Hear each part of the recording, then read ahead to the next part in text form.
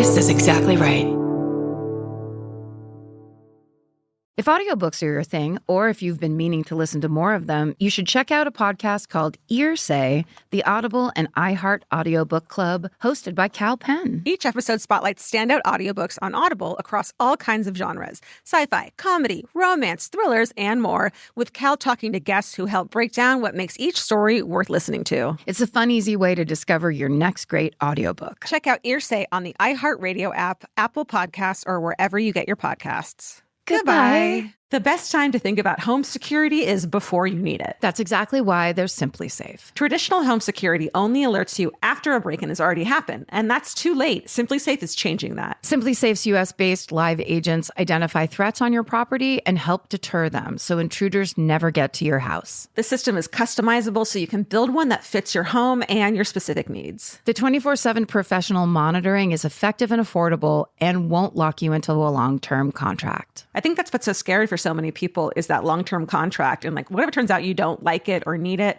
but they don't have that because they know you'll like it and you'll know that you need it and feel so much safer when you have it. Like at this point in my life, I would never go without a security system on my house. I just feel safer with actually having Simply Safe around. There's a whole staff at Simply Safe that's waiting to talk to you and help you out. Right now, you can get 50% off your new system by visiting simplysafe.com/MFM. That's half off at simplysafe.com/MFM. There's no safe like Simply Safe. Goodbye. Get into the Hyundai Getaway Sales Event and get away with a deal so right, it almost feels wrong. Right now, you can get great deals on Hyundai's most popular models, including the adventure-ready SUVs like the Hyundai Santa Fe or Santa Fe Hybrid and the Tucson or Tucson Hybrid. Plus, there's the bold and stylish Elantra loaded with the latest tech. Or go all-electric with the Ioniq 5 or the Ioniq 9. So get down to your local Hyundai dealer and get away with a deal you'll love during the Hyundai Getaway Sales Event. Visit HyundaiUSA.com for details. Goodbye.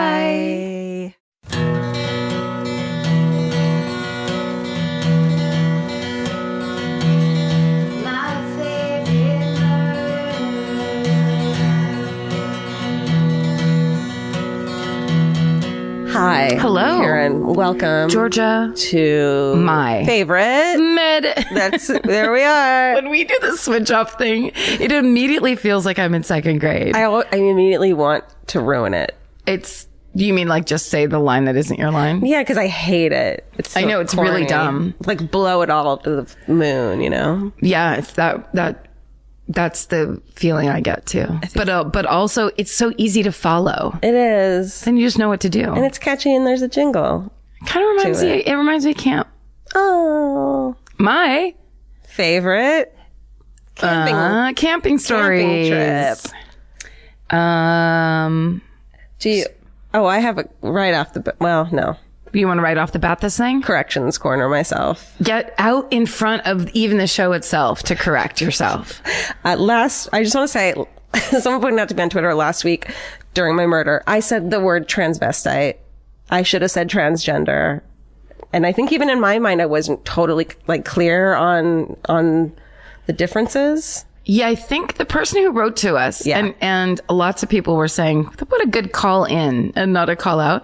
The person said, it's the modern phrase is trans. Yeah, so I screwed that up and I 100% will do my best to move forward and fucking just do it right. Well, here's the thing, and it was such a lovely phrase tweet, but I don't know. Like when someone says, the common parlance is trans, I just am speaking from what I've known from when I heard people talk about it. Yeah. So it's like, we do need those updates. Absolutely. And like, I think I copied and pasted some fucking thing from Wikipedia and just was reading it, and I need to stop and think about it when I'm doing shit like that. And I know. Even though I think I'm like, what's so hard about being corrected when you think you're fucking liberal and woke as fuck and like on it? It's so hard to be like, I didn't screw up. I support everyone. When really you can still screw up, and it's okay. And also it's just that fine tuning of, it's not a massive screw up. It's just a person going, it makes me feel discluded, or it makes me feel bad. Or it's perpetuating a negative stereotype that I 100% don't want to be part of. No. There's no time for that. On this podcast, of all the things we're trying to do, that's the last fucking thing we're trying to do. Absolutely. Also, I will say in that same vein, in a corrections vein, maybe not all the way in the corner, but somebody on Twitter was like, hey, have you guys ever talked about Wind River? And I was literally standing in my backyard, like doing one thing. And then I just wrote, we did, and hit send. I wasn't even really thinking about it. It was like, I was getting 4 things done at once. We did. And then she took it as like, she jokingly was like, I was chided, but then whatever. And then but I really meant this. I was like, I really didn't mean it that way. Of course it seemed that way. And it's Twitter and whatever. Sure. But what I did like that she was bringing up, her point was and our point was, when we talked about it on the podcast, is Wind River is such a great movie because it's finally bringing light to like the murder and missing Indigenous women of America and also of Canada. Right. And then they mentioned this podcast that I had meant to mention a while ago and hadn't. But so the podcast is called Missing and Murdered. And season 1 I listened to and loved it, it was titled Who Killed Alberta Williams. And that was really good. And the new season just came out, and this one's called Finding Cleo, and it's hosted by and made by Connie Walker, who's an investigative reporter and an Indigenous woman herself. Yeah. So it's really good. I'm going to listen to Finding Cleo now, but the first one, Who Killed Alberta Williams, was really good. Yeah, I can't wait to listen to. But you have to look up Missing and Murdered as the name. The name of it is Missing and Murdered. Right. Yeah. I like that because I was also going to say on Twitter, and then I was like, never explain anything on Twitter. It's so pointless. But I wanted to say, like, when we did our Vancouver show the last time we were on tour and we were in Vancouver, I wanted to do the Highway of the Tears, but there are so many victims, and there's kind of no single story. It's just all these disappearances and all these really sad stories. So it was like, I wanted to explain on Twitter.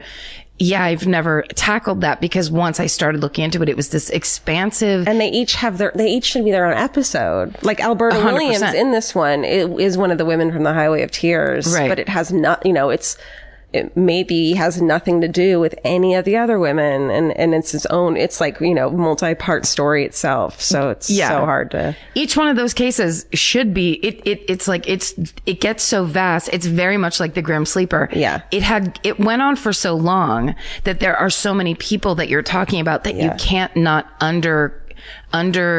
serve those victims and then their stories. I was going to do like 3 victims, or one of the victims was solved when they found out that it was this serial killer, and it was caught in a really cool way. But then it's none of the women who this was solved about were Indigenous. So then I was like, I'm going to only do the Highway of Tears with the non-Indigenous women, and that doesn't sound right. So I didn't do that one. Well, I know it's kind of, that's not the point for what that story is. Right. So it's very cool that there are people that are dedicating entire true crime podcasts to that area. And thank you guys to the people who brought all that stuff up for us on Twitter. We appreciate it. Yeah. Now, fun times in the sunshine. Let's go fun. Let's have some fun. Let's go to camp. We had a little campy kind of event because on the podcast, I said I wanted to take a tour of Jet Propulsion Laboratories, which is a place here in very close to where we are right now in Pasadena, where they build things like the Mars rover and things that they put on Mars and other planets. Mars is the only one I know. But so in saying that on the podcast, we got some responses from people who actually worked at JPL who were like, I can give you a tour. And the person that I guess either Steven picked or seemed the most credible, maybe was the most high end. Yeah. Like we got the guy. I was vetting it. Yeah. Steven he was only going for the superstars of JPL. We got a guy who is an engineer named Lou Gersh, and he is in charge. All right. Listen to this shit. He is in charge of entry, descent, and landing systems analysis for the Europa project, Europa being a moon of Jupiter. Sure. Which Georgia knew. She already knew that. Even though I didn't go because I was sick. That's right. It was me. It was Steven. It was our friend Scotty Landis.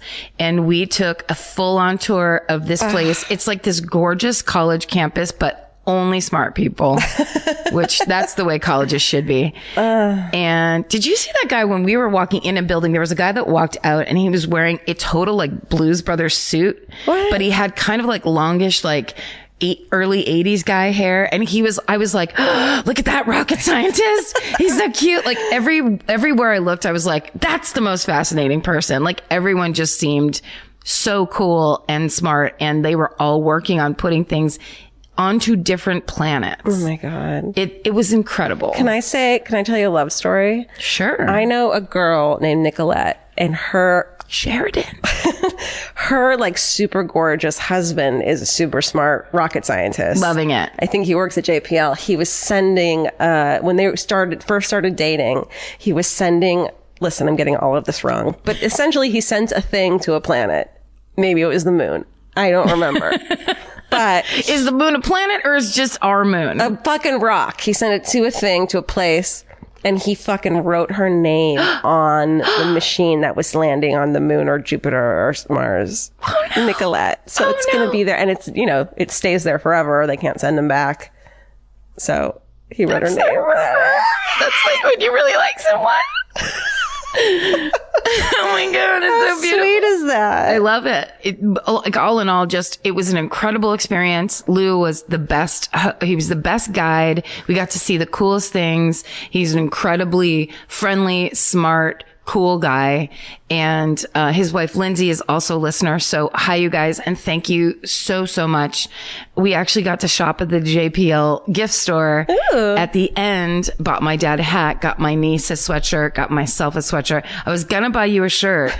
And then I looked at it. I was like, this is cute. She'll like this font. And I was like, really do it. And then I'm like, she will never wear this shirt. Like, this is not your you style. You just wanted to spend money. I did. It was so fun to shop. And they had like, Steven, you bought... I bought space ice cream. Yeah. I love that they haven't changed the package since we were children, right? It's the same. It's an astronaut, neon colors. Neapolitan ice cream, too. And how was it? It wasn't good. No! I took one bite and I turned to Karen and I was like, oh, this is bad.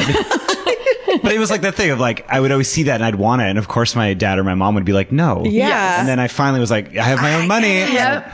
It's my life. They were right. They're just like, oh yeah, this is what substitutes as ice cream in the furthest, darkest space. Because ice cream is good. Ice cream's good. So anyway, the next time you hear about any kind of any rover of any type being landed on Europa, which is a moon of Jupiter, that's Lou. That's Lou, baby. Thanks, Lou. Lou and his team and everybody else at JPL, the coolest scientists around. The coolest. Very. And can we say R.I.P. Stephen Hawking? Oh, very nice. Nice fold in. End cap. Did you see my tweet where my dad texted me at 10:45 at night and goes, I read a thing where Stephen Hawking died. Amazing. What does that mean? I think he meant like what amazing life. He meant a bunch of stuff that he didn't write. Such a dad. It made me laugh so hard. Amazing. Where it's like, yeah, you mean dying, being a human being. It is amazing. I love it. All right. I also found out I got some information from my dad. My mom used to give my dad shit all the time because he used to have a Jewish girlfriend when he was in his 20s. Hey. And she would be like, I know you liked her more than me. And she knew her name for some reason. It was like a running joke between them. And last night we were talking when I called my dad to console him about his amazement about Stephen Hawking's death. Somehow that came up.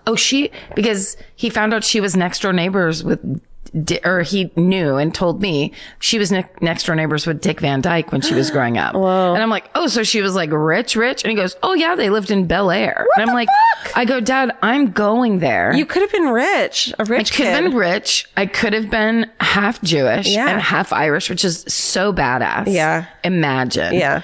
The confidence and the guilt. Anyway, so I texted my dad that I was going to find her address and go ring the doorbell and say that I was the family's long lost daughter. And he wrote, don't embarrass me. Anyway. God, I'm going to embarrass my family so much on stage on Friday. I'm going to do it anyways. It's not about them. No, it's not. It's not. It's about you. It's about me.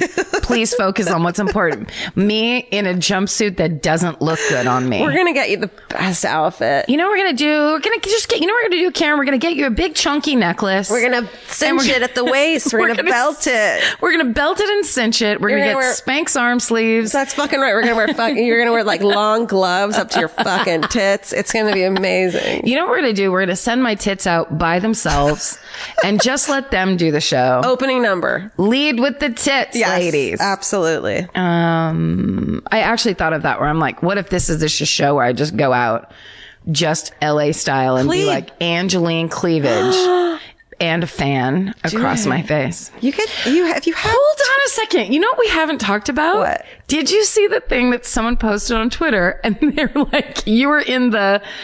Oh, that British. I didn't want to talk about it. Oh my God. No. It made me laugh my ass off. Okay. They said you were in the Observer, some British newspaper, and it was only a picture of Georgia. I know. And it's like the best photo of me. It's such a good picture. Thank God. Well, you know what I was thinking? It's only me. It's hilarious. Why did that happen? One of a couple reasons, but I don't think there's any decent picture of me where I'm standing like full body that I would be the same size as you and look normal next to you. But there's a really great photo that Robin von Swing took of us, our like publicity. Yeah, but it wouldn't photo. have fit in that lineup because they were trying to fit those 5 people because it was like 5 podcasts. And I look like I'm fucking hanging out with the Osbournes too. You look like you are on a red carpet like Hollywood style. I was. And when I looked at for what? For like the food video, the food taste awards, like the food awards. And this is like 3 years ago. And I clearly look like that's my best I'll ever be. No, I doubt it. No, you've got so much more ahead of you, girl. Thank you. I have to say I was insanely relieved because I was just like, I don't know a picture that I can imagine being put next to that picture that I would be like, oh, great. My midsection is in that newspaper. But what's also really funny is Josie, I'm not going to be able to remember her last name offhand, but she's a little bit further down. And she's the one that she's a British woman that used to be on Whose Line Is It Anyway with Greg Proops and Ryan Stiles all the time. Like the original one. She's super... Hold on. I want to say Josie Moran, but that's not right. And she is truly one of I took a photo of it. She's one of the funniest people on the planet. Hold on. And I wonder if the girl that tweeted it to us, because that's how I saw it, if she thought that was me. Oh. I mean, I doubt it. Josie Lawrence. Yeah. Is one of the best improvisers there is and one of the funniest women on the planet. So I was like, well, maybe she's mistaking us. Look how sassy I look in this. Yeah, I know. Who is that girl? Good luck with your fucking podcast. All right, it's my turn. I want to look like her. Do you ever look at yourself and be like, oh, yeah, I want to look like her. No, it's such a good picture. I'm happy about that. Okay. I found a new, I wonder if you've never heard of it, like a new police crime drama. Hit me. On Netflix. Okay. I'm going to get, I feel like I wanted to text you over the weekend because I've been sick and Vince was gone. So I just fucking binge watched this shit. And I was like, I'm going to tell Karen. It's Norwegian. The Break? No. It's Norwegian. The Dark? No. Which is great because, you read it, it's subtitled so you can eat crackers really loudly and you don't have to turn it louder. Yep. Which I realized over the weekend how great that was. It is so it's good. called Borderliner. Yes, I just started it. Oh my God, how hot is the cop? It's crazy. And he's secret gay. Secret gay, which always... Making out with the other hottest guy who's a lawyer. For some reason, I didn't see that coming.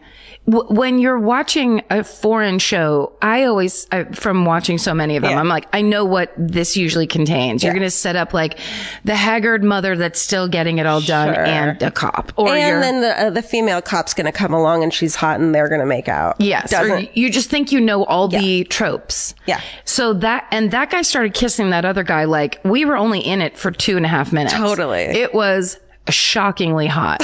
It was surprisingly exciting. He is the guy who plays hot gay cop, whose name I don't have and probably couldn't pronounce if I wanted to. Right. It's Vince Stotter's daughter. Right. Is so beautiful. Yeah. Such a handsome cop guy. But anyways, I'm like almost done with it and it's really good. Shit keeps happening where I'm like, I would have just told already. Like they keep getting themselves deeper and deeper. Oh, like, yeah, I know. Sometimes the line of you can't suspend disbelief that long. But I get it when it's like, well, if I now tell, I'm in even more trouble than if I should have told in the beginning. Now I'm fucked. It needs to keep happening. Yeah. But I don't know. It's good. And there's a strong female lead who's like on to everyone's lies and is just like going for the truth. She's a fucking detective as well. Love it. Going for it. There's something about those foreign procedurals. Maybe it is the subtitles that I really love. Yeah. It's so much. I like it. They make it very clear. Yeah. I've spent all day by myself typing in some version, most of it with you, but just lots and lots of typing and writing in silence. Yeah. So I'm really just getting these words up on their feet right now, just trying some stuff out. And I just keep saying things and then going like, no. I spent the weekend alone and I left the house for 15 minutes maybe because Vince was gone, you know, and I like didn't change my clothes. I didn't shower. I was just like, here.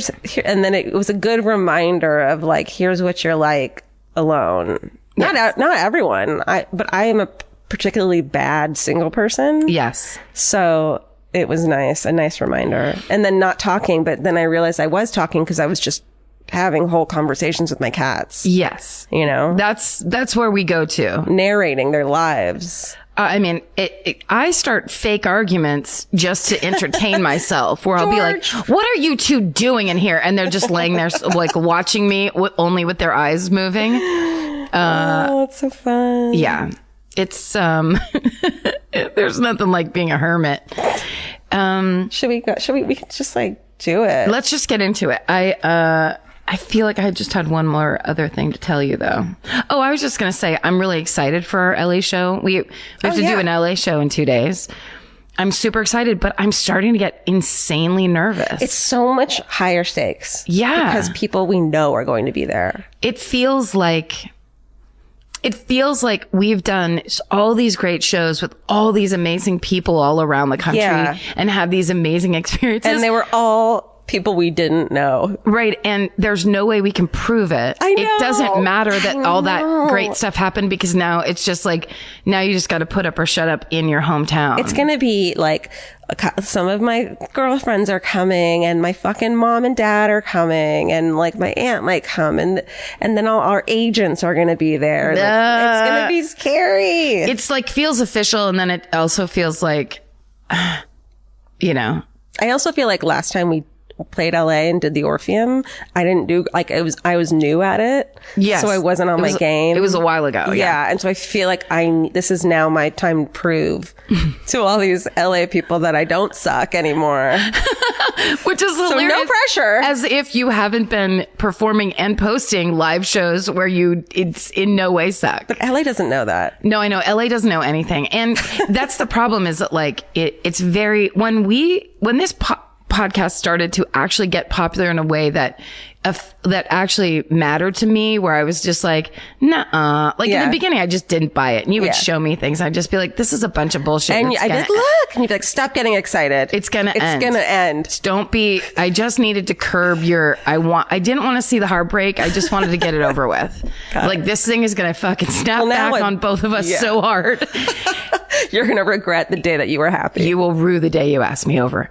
But to have it, when something matters in LA, it's like I've lived here for 25 years and nothing fucking matters. Nothing punches through. Right. So then to actually punch through, you think that's what you want to do. Then it starts happening and you're like, oh my God. Well, I think that's like that for anyone with success with low self-esteem or with like low self-worth, is when you get success, you doubt it so much that you're like, any kind of success, you're like, bullshit. Why are you fucking with me? You know, instead of being like, this is great and I'm enjoying it. Right. Because you plan for how it's going to happen. And like my therapist told me, I worship at the altar of doubt. And so anything good that happens, I'm like, no, and here's why. And it's good that I feel this way. Yeah. Because now I'm taking care of myself. Right. It's just that it takes time to catch up. So then I feel like I'm just catching up in these last couple days where I was like, shoot, I meant to lose 40 pounds. Oh, shoot, I meant to do this and that. Like, oh, shoot, we were going to decorate the stage or whatever. Like, it felt like we were supposed to do some big, like, we're auditioning for our own show. It's Wednesday and I just was like, maybe we should get our makeup done. And I emailed him like a friend and I'm like, she's got to have a job that day. She's not going to do it. Here's the thing. I know it's going to be fun. And I know that when I am nervous for something, which doesn't happen that often because I'm an old, been around the block, You're being very mean to yourself this episode. And I'm going to have some to stuff out. ask you to stop being mean to my friend. Okay, all right. But I'm just saying, it's fun to be excited at this late date. It's gonna be great. It's all people supporting us except my mom, and it's just gonna be amazing. I'm just gonna focus on Janet's face the whole time. If I don't do well, she'll be so disappointed in me.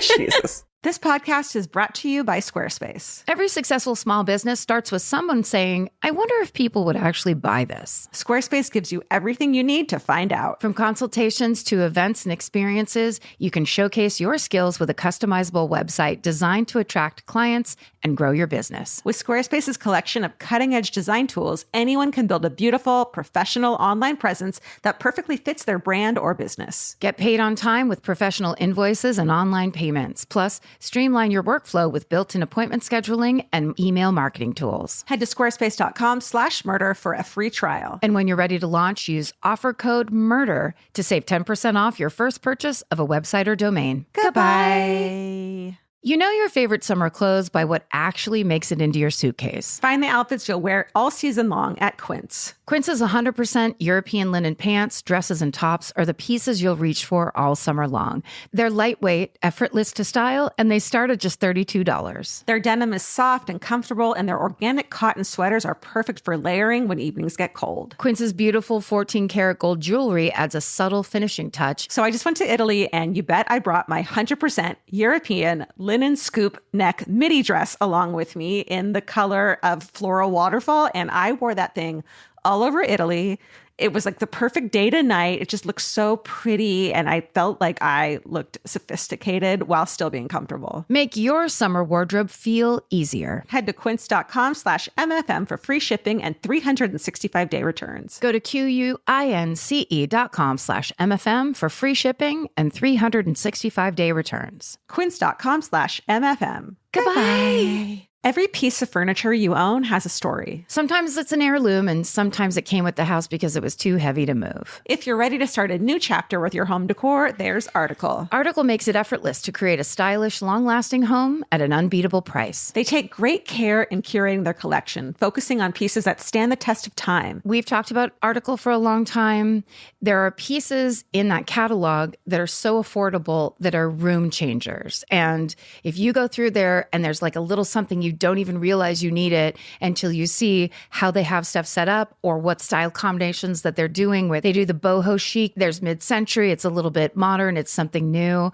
Like, there's so many choices in there, and it's not going to break the bank. As someone who's interested in tons of different styles and time periods, Article covers them all in one place. I love that. I know I've mentioned already how much I love my entryway table, but I swear to God, because the path that it's on, I pass it 4 times a day, and I love it more every time. Article is offering our listeners $50 off your first purchase of $100 or more. To claim, visit article.com/murder, and the discount will be automatically applied at checkout. That's article.com/murder for $50 off your first purchase of $100 or more. Goodbye.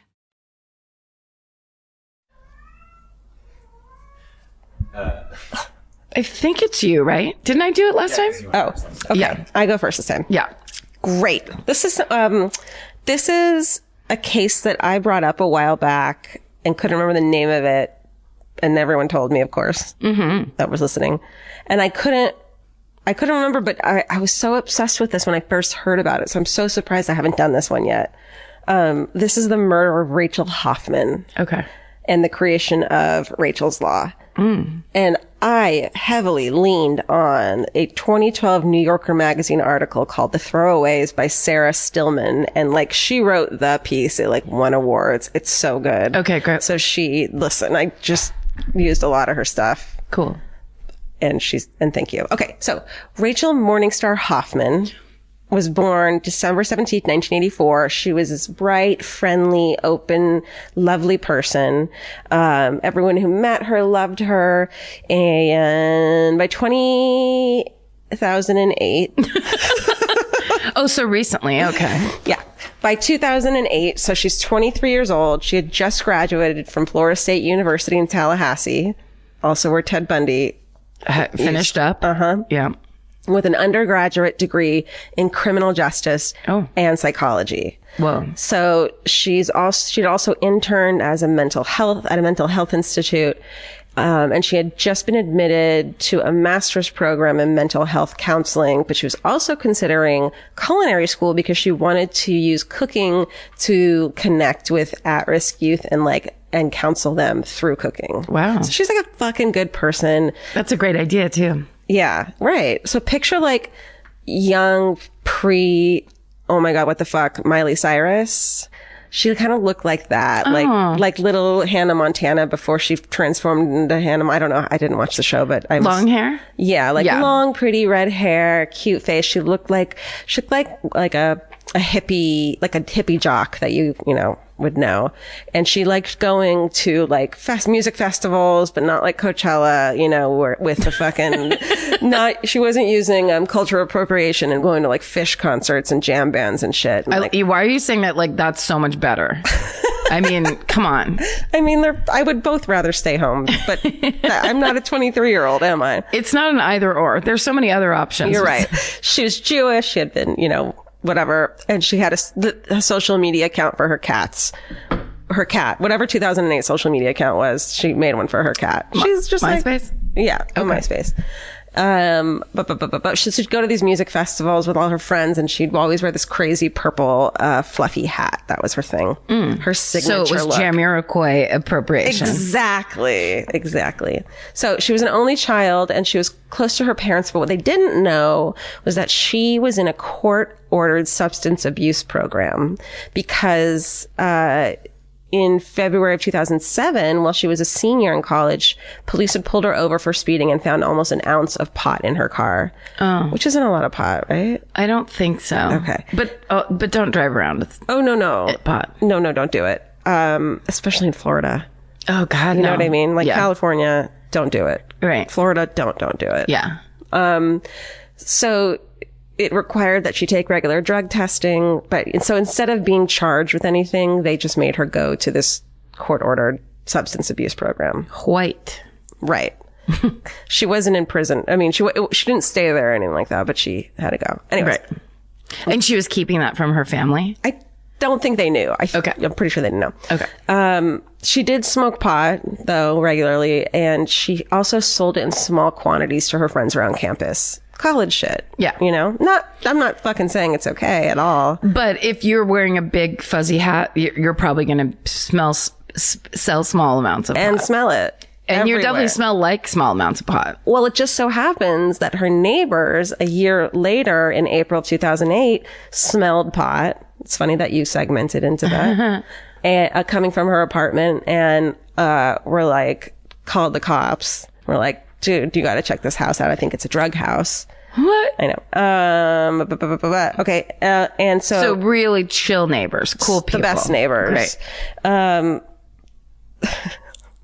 I just remember when we lived in our old place and our neighbors were up in our faces, Yes. lived so close to us. I once yelled at some kid to be quiet because he was screaming his fucking head off, and his mom yelled, "I know what you guys do."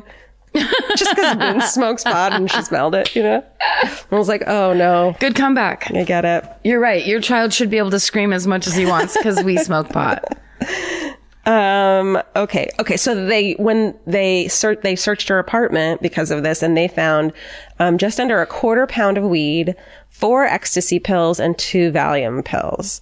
And I asked Vince, how much is a quarter pound of marijuana? And he looked it up and told me, and he said it would cost at that time around $800 to $1,000. Oh. So it's an intent to sell probably as well. You don't have that much pot. Yeah.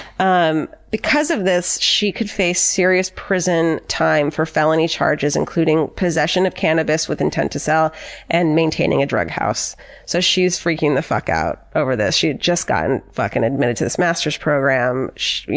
What am I going to do? Blah, blah, blah. The officer in charge at this point, Ryan Pender, knew that she was just a small-time drug person supplying to her friends, wasn't a fucking kingpin or whatever. Right. So offers to make her a deal. All she has to do is identify other marijuana dealers in town. Do you know this one? I feel like I have a shade of it. Yeah. But, oh my God. Here we go. Yeah. She just has to identify other pot dealers in town and she'll get off. They won't even charge her with anything. The answer has to be no. And always know I want a lawyer. You can't be a snitch. Don't be a snitch. Don't do it. Don't trust that that's what's going to happen. Right. The concept of anonymity, please, from all movies and TV, we know that will be broken. Well, here we go. Okay. So she was like, no, I won't do that. Some of those people are her friends, and she refused to snitch on her friends. But then they were like, well, how about then instead you become a confidential informant, CI, they call them, in a drug sting operation, like a bigger one. And she thought that any charges would be reduced or even dropped, so she agreed to become a CI. Right. So the next day, she first tried to set up another student at Florida State who was a small-time campus dealer, and she felt so guilty about it that she called the guy and told him what she had planned to do. She's just look at her photo. She's like a sweet baby angel, and not that it's okay, but she's clearly in over her fucking head. Yes. Well, see, that's the thing is that idea that here's how I'm going to solve things. Here I'm going to get a little extra spending money by not getting a job at Staples. What I'm going to do is sell small amounts of reasonable pot. Yeah. And it's like, that's fine, except for you are now in the drug world. Exactly. And that's how things spin out past your control. Like you're just pretending that you will have control. Yeah. And you keep doing that and you keep making bigger and bigger bets, like we were talking about, exactly like in Norwegian procedural dramas. Yes. Always get a lawyer immediately. Get that lawyer, keep your mouth shut. Yeah. So the guy who she called him was like, I'm sorry. He forgave her, but also agreed to help her with police stuff. So the police had told Rachel at this point that run-of-the-mill pot bus would not fucking suffice. And they needed bigger dealers. So this was totally not Rachel's fucking thing. She didn't know bigger dealers. Right. But the student that she had called was like, I know someone. There's a dude at a car detailing shop near campus who he's seen dealing drugs, and he said, I bet he can hook you up. So she didn't even know this guy. Oh no. So Rachel goes to the car shop and speaks with the guy. His name is Danilo Bradshaw. He's 23, and he gets his brother-in-law, Andre Green, who's 25, to help her as well. She lets them know she needs a bunch of cocaine, 1,500 ecstasy pills. Oh no. And as she described it, a quote, small and pretty handgun. What? So, and they were like, why the fuck do you little thing need a handgun? And she said, I'm a little Jewish girl. I need to protect myself. So she got caught with 4 ecstasy pills, and they're giving her the total amount that for all this would cost that they were going to give her was $13,000. Huh. So this is an amount that way beyond her level of comprehension as a drug person. Yeah. The thinking behind this of like, we're going to get a mole, and it's a person who is not truly in the drug world. Totally. Like it's such a sideways approach. Right. So on the afternoon of when the drug bust was supposed to go down, when she was going to bust them, so Rachel goes to the police headquarters, and Officer Pender places a surveillance wire and recording device in her purse, which I guess is totally against standard procedures. They usually hide it more, and it's not in her purse. Yeah. Which also is weird that she would have to keep her purse on her the whole time. Yes. Which probably looks suspicious. Yeah. So they give her $13,000 in marked bills. Can you imagine carrying $13,000 around with you? I did a lot.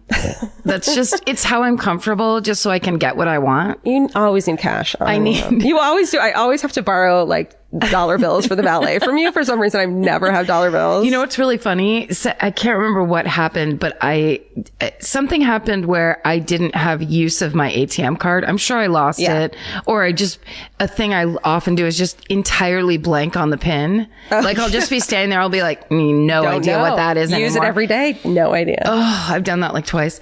But so I keep, somewhere in my home. Why would I ever say this? But I mean, I keep cash so that I can always have it, because that's kind of my weird fear. Yeah. So I also squirrel it away. Like I'll put like $3 bills in my car somewhere. Do you just remember in case. where you keep all of it? No. It's just like, I don't think about it. I don't want to look at it. It's just like, I know something is there just in case I need it. Well, they say like for the end days, like you told, keep your gas tank full. Yeah. But also hide money in your house. Hide money and make sure the money is gold doubloons, because no cash money won't help you. Well, my fucking dad bought me silver. He's like, that's true. Silver, paper money's not going to have any value during the end days. Right. Silver will always have value. He thinks that's what's going to happen?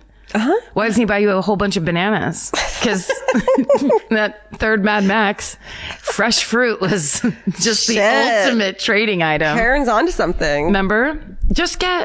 I don't know if bananas have seeds or if you have to grow a tree or whatever. Get a banana tree. There is a mini banana tree in this complex. Is that true? I can't imagine they're edible. But just build a little fence around it and say, please, This is mine. put a post-it note that says, this is my yogurt. Don't eat these bananas.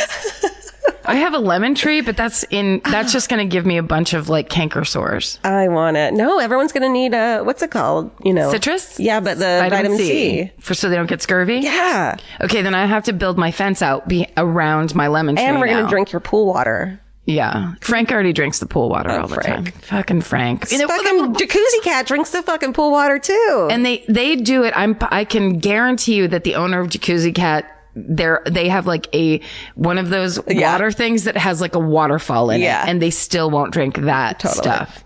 Animals. Right? Am I right? Make them a MySpace page. My cats already have an Instagram account. Okay. So the police assure her that they would be watching her the entire time and listening. There were 19 law enforcement agents tracking her, and a Drug Enforcement Administration surveillance plane was circling overhead. So she thought that she was taken care of. Right. So she's supposed to meet the drug dealers at a public park. And then all these weird things happen, like on her way there, or maybe she had met them and they're like, let's go to a different location, which she wasn't supposed to do. They go to that location, and then the agents had, she had been breaking up because it was like an outdoor park. There's not a lot of cell service. It was not an indoor park. It was not an indoor park. Wow. It was not the biodome. It wasn't. This is the saddest thing. Her boyfriend, when she texted him that she's on her way, her boyfriend texted, I kind of like you, so be safe. Oh, no. I know. So then she loses contact with the officer while she's on her way to the second location. And by the time he hears from her again, she tells him that she's following them to another location. And this one's at the end of a dead end road. And so this is what Officer Pender says, before he tell her not to go, knowing that a dead end road is a really bad thing to be caught in, he loses contact with her completely again. But she didn't know that they had lost contact with her. Yeah, because she's not a fucking cop. She's not a trained anything. Exactly. Oh, she didn't know they lost contact? She didn't know that they couldn't even hear her wire. So, because how would she know? Right. Because she had been on the cell phone with her that dies, and she's like, well, I'm still wired, so she didn't know. And there was a helicopter at some point, so they must be monitoring me in some way. Right. So at this point, officers begin frantically searching the area, trying to find her. And the DEA plane circles overhead, but there's because it's an outdoor park, there's all this dense brush ahead and overhead, so they can't see anything. By the time they find the road and the turnoff, Rachel and her car are gone. Everyone's gone. And instead they found a spent .25 caliber round and 2 live ammunition rounds, 6 cigarette butts, and a single black flip-flop, which Rachel had been wearing when she left the station. Oh, no. I remember reading about this when it happened in 2008. So I was 28. and like just being so sad, but also I was picturing her and how, when she knew something was going down and how awful that would have felt. But also, I had dabbled in drugs before and how easily she was this Jewish girl who was just fucking around and having this time in her life when she was trying something new and made bad decisions, which I totally did too. Yeah. There's no reason I wouldn't have been in that situation as well. Right. So it's just. And it's the thing of which happens to people of all walks of life all the time, which is we caught you doing a very minor bad thing. Your life's ruined. Or now you have to get involved in this other thing that you, like, now you just have no choice. Now you're kind of our pawn. Right. And it's just so frightening. Yeah. Just that feeling of having no choice and no way to get out of a situation. Yeah. You always do. Even if it's fucking going to jail for 9 months. It happens. Take the hit like Henry Hill and just fucking do your time. And what am I saying? I would never. Karen's going out in a blaze. I mean, no way. No way I'm going back to jail. No way.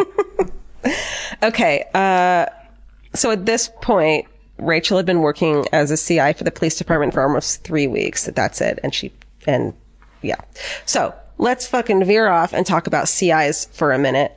Rachel was just one, and this whole article, this amazing article by Sarah Stillman, has a lot of information about this. I'm just kind of picking some parts, obviously.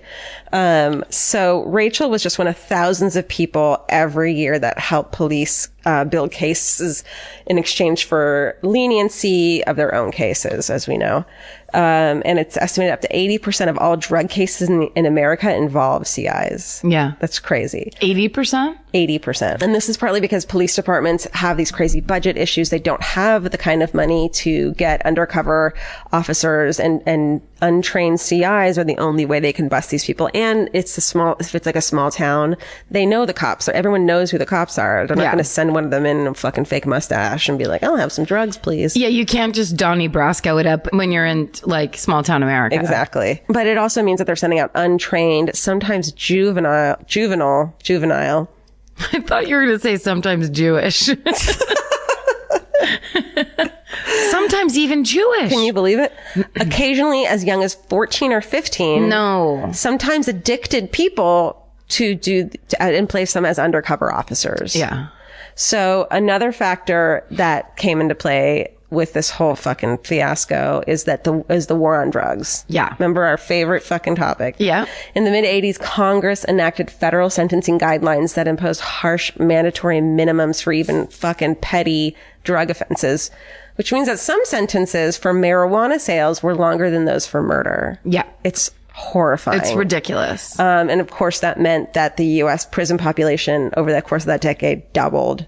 And drug informants surged. But the problem with the CI system is that it's totally unreliable. It's usually young people from lower income communities, often Black and Latino, who are under pressure to be informants because they face, so much more if they get caught with these drugs and if they get take them to jail and, Yes. they have no choice but to do this.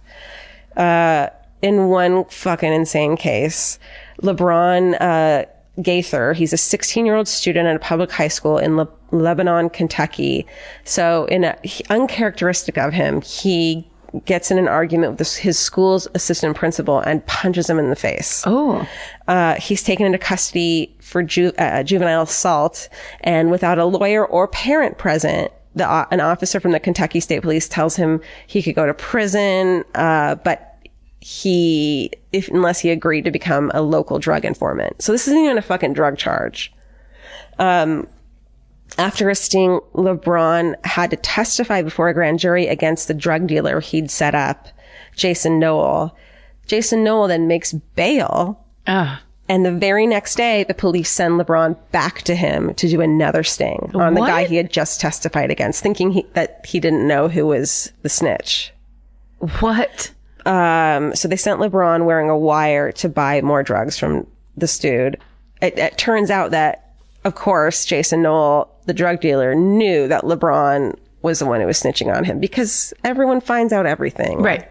Well, and also those drug dealers, it's their business to know. Right. They have to be like 3 steps ahead. Yeah. And it's like, if it was another officer that was being sent out undercover, his officer buddies would fucking make sure he was safe. But it's just some person that they don't care about and are not, it's not their business to make sure that this person is neither trained nor really safe. Right. Okay. So detectives lose track of LeBron and during the sting, and Jason Knoll drives off with him. LeBron is tortured, beaten with a bat, shot, run over by a car, and dragged by a chain through the woods and dies. And it wasn't until 2014. So this was in, I think it's 98. I didn't write it down. 2014, 18 years after his death. Yep. What's the math? No idea. The Supreme Court ruled in favor of his, so they fucking ruled in favor of his family in wrongful death. It got over fucking turned, which is so frustrating. Then finally, the Supreme Court overturned that overturning and in his wrongful death suit, and they were awarded $148,000. Which is not enough. No.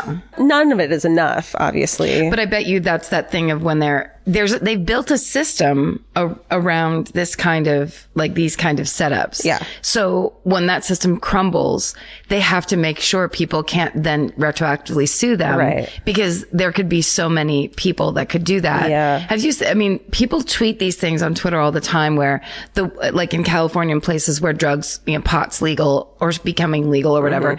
There's these people who are like, here's this woman who made $3 million in her new pot business of making edibles. Aren't these cute? And then it's like, and here's this black teenager who was sent to jail for 50 years because they dealt pot. Yeah. And it's there's somebody who tweets it all the time, but it's really mind blowing of like that white cultural filter of when white people make pot for each other, it's cool because we have cancer and we have pain and CBD oil and blah, blah, blah. And when black people deal pot, you're a criminal and you should go away to jail forever. And it's super fucked up. I mean, and then in a couple years, in a decade, into like when pot is decriminalized everywhere, we're going to look back and be horrified at how we've been treating people who are addicted and smoke pot. And I mean, more than anything, that's the problem, is you need to treat the people who are addicted to drugs and need help rather than... I wouldn't prioritize pot in that, because that's so many people are able to live their lives doing pot. There's people who are on OxyContin who drive like city buses and shit. Like there's an OxyContin problem in this country that's ravaging like certain states. And I mean, that's... the war on drugs is almost like bit itself in the ass because now we just have pharmaceutical companies that are like, oh, our drugs are fine. Yeah. You can't do those drugs. And we'll pay the doctors money if they prescribe them, even though they're not necessary. Yeah. And they know they're addictive, and we're lying to you about how fucking addictive they are. Mm-hmm. It's very dark. It's very dark. It's fucked. I watch Intervention. I'm gonna watch all those shows. Okay. There's also a case, so LeBron was African-American. Shelley Hilliard, she's an African-American teen from Detroit, and she was caught with 1/2 ounce of marijuana, which is not a lot, threatened with jail time. But it was especially scary for her because she is trans, and so she would have been sent to a male prison, which is super scary for her. Yes. So she agrees to become a CI. They set her up to set up her drug dealer. He finds out and ultimately strangles, mutilates, burns, and dismembers Shelley's body because she set him up. One witness in the murder case testifies that the police had revealed Shelley's identity to her dealer. What? All for 1 ounce of weed. I mean, I know. Okay, back to Rachel. Okay, so the morning after her disappearance, she's disappeared. The cops call her parents and they're like, hey, have you seen Rachel? Do you know where she is? What? Yeah. And they don't even, So they're like, what the fuck? They go to Tallahassee. They're only told that Rachel is missing, not that she was a CI, or the circumstances of her disappearance. They don't tell her parents anything. They go back to Rachel's apartment to wait and, for next steps or whatever. They turn on the news, and that's when they discover that she had, quote, provided assistance during a police operation. But they find out on TV. On the TV. And then they find out that officials suspect foul play is going on. So they didn't even know that there was foul play. So then on May 9th, 2008, after a 2-day search after Rachel disappears, the 2 suspects are caught near Orlando, and they lead police to a dry creek bed in rural Taylor County, which is southeast of Tallahassee, where Rachel's body is found. Wow. It turns out it turns out that the 2 drug dealers had fucking pegged her as a mark from the beginning. And they had never intended to sell her any drugs. All the ecstasy was fucking aspirin. Oh, so wow. they were going to trick her to begin with. So it was even a stupid fucking thing to begin with. And then it's not totally clear because no one knows exactly what happened, but it's thought that they found the wire in her purse and freaked the fuck out. They shot her 5 times in the head and chest. Oh. So at a press conference at the fucking scene while her body is still there, Officer Dave McCraney of the Tallahassee Police Department says, at some point during the investigation, she chose not to follow the instructions. She met Green and Bradshaw on her own. That meeting ultimately resulted in her murder. So they're immediately saying it was her own fault because she went to another location. Which is like, can you imagine if she went to one location, they were like, let's go to another one, and she was like, no, and refused to? Right. And she thinks there's a plane, there's 19 officers, she's being followed. She's never done this before. She's never done this before. Yeah. And friends and family of Rachel are fucking pissed that the police were trying to portray her also as a hardcore drug dealer, like criminal, even though she had never been convicted of any crimes. And in the media, and that because she didn't follow directions, her murder was her own fault. That's what they were trying to make it seem. Rachel's parents are fucking pissed. So Irv Hoffman and Margie Weiss, they decide to put all their energy into making policy changes to the way CIs are used. So they wanted answers to questions like, why was Rachel used in such a high-risk police sting when she had no training? Why was she sent to buy a semi-automatic pistol when she had never even fired a fucking weapon before? Why was she pressured into taking part in all of this before she consulted a lawyer? And they're also not read Miranda rights and not given their amendment fucking things because they're not under arrest. Oh, right. So it's basically like, look, if you want this to go away. Yeah. Like it's under the table type of deal. You're not under arrest. So maybe they don't think to ask for a lawyer. They want policy changes to the program, like not using people in drug treatment programs, which makes sense because part of being in a drug treatment program is you're not allowed to hang out and associate with people who are dealing and doing drugs. Right. In the first place. And that nonviolent low-level drug offenders like Rachel should not be used in stings targeting traffickers with histories of violence. Yeah. Additionally, CIs should be given the right to counsel. That was their thoughts. And then they found out that California was one of the few states that had any rules governing the use of teenage informants and prohibited recruits younger than 13, which isn't a great, that's just cut it off at junior high. Like that, and they're the best example of doing well. Wow. Which I was 13 when I was using drugs, and they could have fucking had me rat on all those kids I was fucking Also, when you're 13, oh yeah, that's not good. Like Sure. that idea that you're just gonna yep, we're gonna blackmail this we're gonna blackmail this teenager to get another teenager to get the whatever-year-old who sells a little more pot in this town, sells a little more pot in this town, which is like, you're not getting one off the street who's a danger. You're fucking just perpetuating this thing of, then these kids get out of prison and they can't get a job because they have a record. And so California 13, that rule had been put into place after 17-year-old Chad McDonald was brutally murdered and his 15-year-old girlfriend raped and shot in retaliation for Chad's work as a low-level drug CI in 1998. Oh my God. Yeah. So they had made this kid, Chad, be a CI, but everyone knew he was dealing meth and doing meth at the time. And the police actually knew that too, but still used him. And everyone knew he was the snitch. And that still happened. Okay. So Rachel's parents began working on Rachel's law, and they got the father of one of Rachel's friends was a Florida attorney named Lance Block. He agreed to work pro bono to help them. Nice. And on May 7th, 2009, on the 1 year anniversary of Rachel's murder, Rachel's law is signed by the governor of Florida, but it's stripped of so many provisions. It's so basic. But it does establish new guidelines for law enforcement when dealing with confidential informants. So it does start the conversation of changing the way it's done. Good. And it's the first comprehensive legislation of its kind in the nation. And they're still working to get policy reforms on a national level. So they're still fucking working on it. And in 2012, in a wrongful death lawsuit, Rachel's parents won $2.6 million settlement from the city of Tallahassee, along with a formal apology. Wow. Sounds way different than what Kentucky. LeBron got. Yeah. Well, I mean, of course. Yeah. Of the police department's conduct, the grand jury, who are not like Judge Judy, and they don't fucking usually tell people what, you know what I mean? Yeah. They said, letting a young, immature woman get into a car by herself with $13,000 to go off and meet two convicted felons that they knew were bringing at least one firearm with them was an unconscionable decision that cost Miss Hoffman her life. And an internal affairs investigation said that police officers had committed at least 21 violations and 9 separate policies with this case. Wow. So Green and Bradshaw are now serving life sentences for the murder of Rachel Hoffman.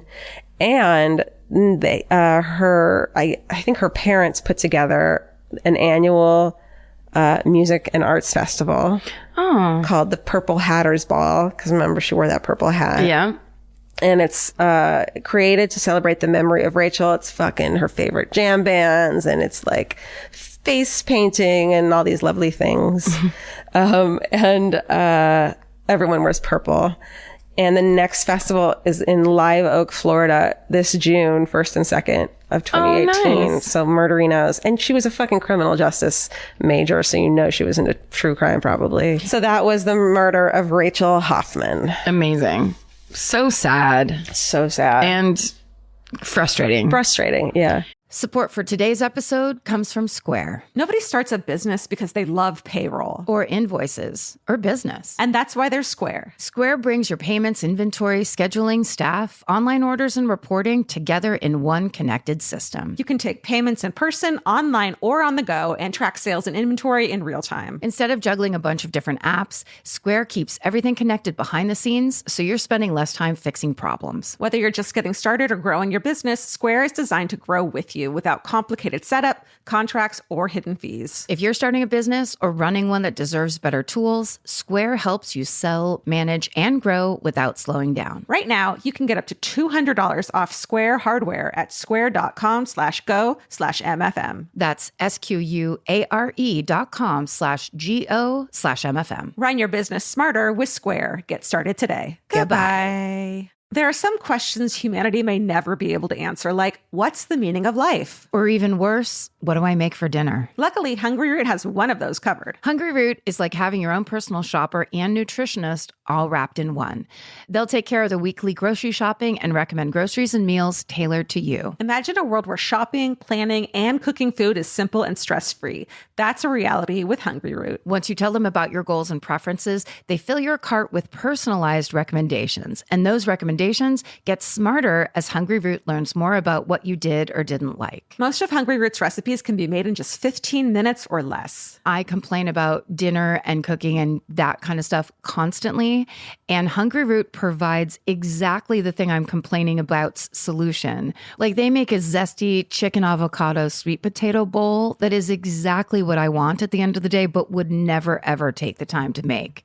And with Hungry Root, it's just right there. It's waiting for you. For a limited time, get 40% off your first order, plus get a free item in every box for life. Go to hungryroot.com/MFM and use code MFM. That's hungryroot.com/MFM, code MFM to get 40% off your first box and a free item of your choice for life. Goodbye. Let's be real. We don't all have time to keep up with the latest fashion trends. Some of us want to look stylish, but have someone else to do the shopping. That's where Stitch Fix comes in. Their expert human stylists get to know your life, style, and budget so they can pick pieces that actually work for you. Stop shopping and get styled today at stitchfix.com/murder to get $20 off your first order. That's stitchfix.com/murder. Goodbye. Okay, so I'm doing this story this week because I mentioned it last time. It's the murder of Bonnie Lee Bakley. Yes. And the, eventual trial of famous Hollywood actor Robert Blake. Fuck yes, Karen. And it centers around one of the most popular and exciting Italian restaurants in the Valley, Vitello's. It's gone, right? No, I think they redid it. It's still there. Oh, yeah. Okay. It's just totally different now because it used to be like divey. Well, it used to be like, you know what it was? It was like, clearly, it was like built in the 60s, 70s, probably early 70s, I would say. So the inside was like these big Naga hide booths that were like red plastic, fake leather. Love it. There's a huge like wall, fresco or whatever you want to call That's exactly right. of like, I don't know, I can't remember if it was like Venice and grapes are grapes are draped on everything and they're dusty because no one ever cleans them. Yeah, like literal like plastic grapes. Like look at the bounty of Milan or wherever. Yeah, and they have like a glass of house Chianti for $3 or whatever. Yes, and they have those like melty red candles. Yes, it's just it's exactly like the classic Italian restaurant. And the food, like the garlic bread is just a big loaf of sourdough cut in half with garlic on it. I love old school places like this so fucking much. I want to cry. Yeah, it's, exactly what you're going to get. Yeah. And Vitello's is good food. Is it? Because I don't even care. If it's the fucking ambiance is on point, I'm good. Well, do you like opera singers? Because they have that. Shut up. Yes, they'll have all of a sudden an opera singer will bust out singing. Can I tell you something really quickly? Do you know the one that's just like this on Vermont called Steven? Hold on. It's on Vermont. The Dresden? No, it's on Vermont across from the House of Pies. We go there. Vince and I used to go yes. there. It's, we used to order pizza from there when I lived on Alexandria. Yeah. Hold on. Cut this. It's like Domino's. It's like. It's not Domino's. No, not Domino's, but like, it's called. Does it start with a P? Pits.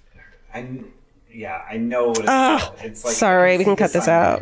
Why am I doing this? Like Padrino's? Palermo's. That's right. All right, you did it. Palermo's. Leave it in. Palermo's. Just like that. Also, when you go in and you're waiting for your table, you can get a glass of like dollar boxed wine too. Yes. It's like the best. So one time, Vince and I went there the first time. We were like, this place is amazing. And it was a Friday night, so they had there a guy with a what are they called?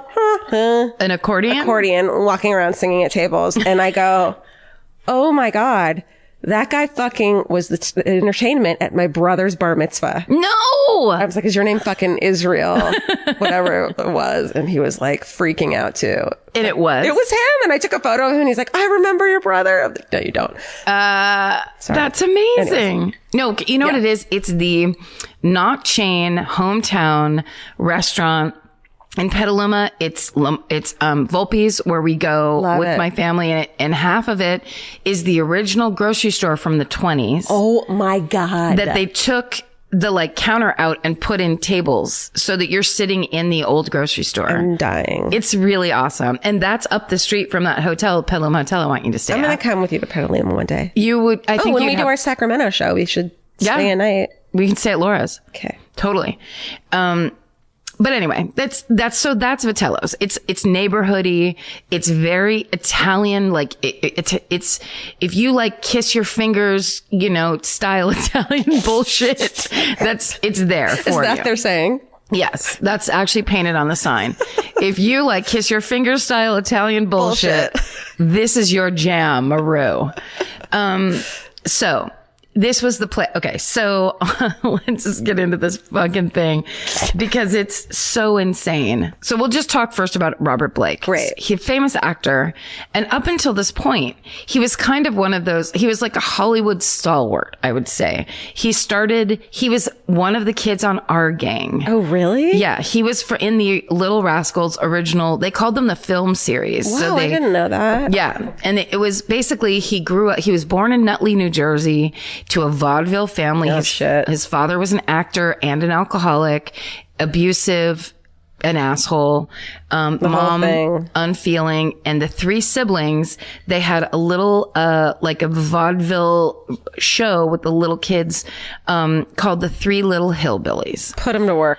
Right. So he described his childhood as feeling like he was, like a monkey with a monkey grinder. Like he was just out there begging for change around town in Nutley, New Jersey, which is horrifying. Yeah.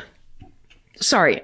I got all of the things I'm telling you right now from a show that I couldn't love the title of more, Rich and Acquitted. So spoiler alert. Well, now we know. But I mean, yeah, but we knew because this was a famous case anyway. Wow, but why didn't that show in any Emmys? I mean, it's so funny because it's when I look this up on YouTube, there's a whole realm of Rich and Acquitted, and they're real. Because when I first started listening to it, I was like, God, they're being real judgy about like money, and they keep talking about his money, and then it's basically talking about how when you have money, the entire justice system works totally differently for you. Sure. And the whole approach and strategy to the justice system. I'm not drunk.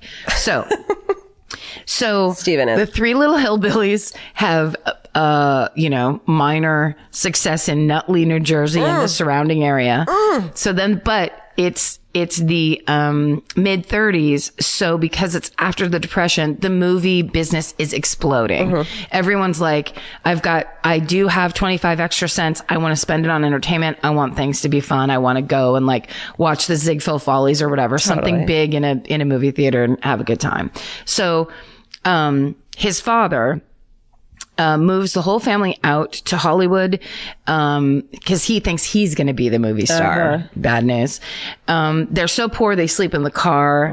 It's really hard, but the father gets a job in a hardware store, and Mickey was his name at the time. Mickey Gubitosi was his original name. Is Robert Blake's name? Is Robert Blake's real name. Honey. He was born as Mickey Gubitosi. Mickey Gubitosi, he's 5 years old when he gets the job on the Our Gang series.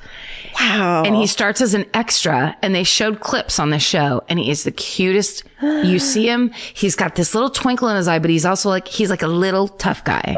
And it's so cute. And then Our Gang, if you go back, if you ever have a free day and you just want to have some dumb fun, the Our Gang series was the cutest, sweetest thing. And all those little kids were really talented. Now there is extreme fucking racism because it was the 30s. Yeah. But the cool thing was, I won't say cool, but the thing that made it slightly different was that Buckwheat was one of their friends and hung around. Right. But there's also, as anything from before 1995, it's, a different time. Anyhow, so he's the one that makes it big. And he, from Our Gang, when that's over, he kind of it basically emancipates himself, runs away from home. He joins the army. He ends up marrying a woman named Sandra Kerr. He has 2 kids with her, starts his family. It looks like he's about to fade into obscurity as a character actor that was a child actor, Yeah. Because it was really cool. They had interviews with other little kids that had been on that series that grew up to also be actors. So you could recognize them as they were talking. And they were talking about how Robert Blake as a child actor was really good. He was a really good actor. He was a really serious child. He was there to kill it. Yeah. Which is very... He was taking it seriously. Exactly. Not just because his parents wanted him to. Right. Not just because he would get the shit beaten out of him when he went home. Sure. But it's just that thing where when little kids have it, that kind of why am I looking at that kid? There's 6 kids and that's the one that's caught my eye. Yeah. He was that. So, right as he begins to fade into obscurity, he gets that part in Cold Blood. Whoa. And if you haven't seen the movie that Robert Blake stars as, one of the 2 killers in Cold Blood. And he's so good. And it's really, I only saw a clip of it. I've never seen the entire movie start to finish. Yeah. But it's really amazing. I think I watched it, but didn't realize it was him. I need to watch it again. Yeah. 'Cause it's old. It's like a thing you'd see on AMC. Yeah. But it's really good. Also, and then it started making me think of how much I loved the version with Toby, that Keith British actor. Maguire. Keith. Someone make that, please. That short British actor he's been in tons of stuff. He's so good. And he plays, Truman Capote. Oh. You remember that one? And they go out to start interviewing the families. It shows how Truman Capote wrote that book. Yeah, it's but that such a good him. movie. That was, what's his face? Philip Seymour Hoffman did one a version. And then there was there was one with Philip Seymour Hoffman. And there was another one with Sandra Bullock and Toby Maguire. No, British Toby. Steven's going to find it. Steven. Once he's done grooming his mustache. Steven. Toby. Keith. Philip Seymour Hoffman. Oh, Toby Jones. Toby Jones. No. Don't know who that is. No. Yeah. But he's such a good actor. He's in everything. Okay. And Infamous is the name of the biopic. Okay. From 2006. But then there's also the Philip Seymour Hoffman one, which is Give It a Look-See. It's good. I liked it. I just love that story that, somebody like Truman Capote was just such a insane one of a kind beyond belief. That was a sidebar to beat all sidebars because basically he's in Cold Blood, he comes back, and that kind of brings his relevance back, and then he gets the lead on the cop show Beretta. Yeah. Do you remember that show? I was too young. You were definitely too young because I was like, it was just in my consciousness. That was like such a mid-70s show. Yeah. But Beretta was the cop that had the parrot. And so if you remember, he was like the Italian looking cop with a white parrot on his shoulder. And he kind of had that Columbo-y thing where he was like, yeah, man, Yeah. an everyman, I guess is what that impression just was. But you can look up old episodes of Beretta, and if only for the opening theme song. How's it go? It was the full version is recorded and by Sammy Davis Jr. Holy shit! And it's called "Keep Your Eye on the Sparrow," and it's like "Keep your eye on the sparrow." You have to look it up. It's happening. It's so like disco 70s. Is it like got the hardcore fucking like weird solo bongos at the beginning that are like, here we go, the streets. Keep your Yes. Yeah. Yes, you have it. Holy shit! Maybe I do know it. This show had everything, and he ended up winning an Emmy for that role. I think that show went on for 4 years, whatever. So he basically then becomes a hit, and he invests his money wisely, and he builds his wealth. And he also became a fixture on the Tonight Show. And so once Beretta was over, he was still like a big presence in Hollywood. And in the winter of the year 2000, he goes to a jazz club one night and he meets a woman named Bonnie Lee Bakley, and they hit it off immediately. So she didn't know he was a celebrity. She actually had to call her sister and say, have you ever heard of this name? Because he's saying he's famous. But that was in Rich and Acquitted. But they really did hit it off. Then at the end of the night, no judgments, they go out to his van and do it. No. In like the alley behind the jazz club. What? That's the first night they met. Is they did that. So then Holy shit. that is where their fate is sealed. That's where in the alley behind a jazz club. In the picture that they showed on Rich and Acquitted, it was this purple van on these big old like jacked up wheels. Oh my God. It's like half Scooby-Doo, half like monster truck rally. You're like, where did you get this fucking car? Oh my God. If you invested your money so goddamn wisely. All right. In 2000 too. This car is from 2000, not from the fucking. Good point. This is not the 70s we're talking about. It's not Beretta anymore. No. But he was truly keeping his eye on the sparrow. And keeping it real. Keeping it real in the alley. That's right. So now let's switch over to this woman, this romance that he's having with Bonnie Lee Bakley. Okay. So she was born 1956 in Morristown, New Jersey. She was also poor growing up. They're both from New Jersey. Both from New Jersey. About 20 years apart or so. She has a fascinating history. And this woman, if you want to talk about somebody that got fucking maligned after her own death, Bonnie Lee Bakley, we all heard every single thing this woman ever did. She was not there to defend herself or even just be a presence. Now, she did a bunch of fucked up shit. And that ended up getting proven in court before she met Robert Blake. But as the cop said in Rich and Acquitted, doesn't mean she deserved to get murdered. Totally. And it doesn't mean, it doesn't mean she's any less of a victim. Right. I just remember when this case started, how often they talked like on the radio, Howard Stern style talk shit on this woman. Yeah. And apparently it was the lawyer's plan from the beginning. No. Yes. They were ready once the indictment came or the charges were filed. The lawyer had it already of like, well, here's the victim. Wow. And here's her past. It's pretty intense. So now, going back to where she came from, she was married for the first time and divorced when she was 15. Oh, honey. Then she dropped out of high school. Oh. After she had a marriage and a divorce. Sweetie. So what I estimate to be sophomore year. Yeah. Then she was like, you know what? I'm past high school now. Which she's like, when am I going to go back to high school? When am I going to go to the spring formal? Right. I don't think so. I'm a divorcee. I'm above you all. Oh my God. So she moves to New York City. She wants to be a model. She's really beautiful. She has great features. She's kind of a bottle blonde, but in that, she's got this big open face.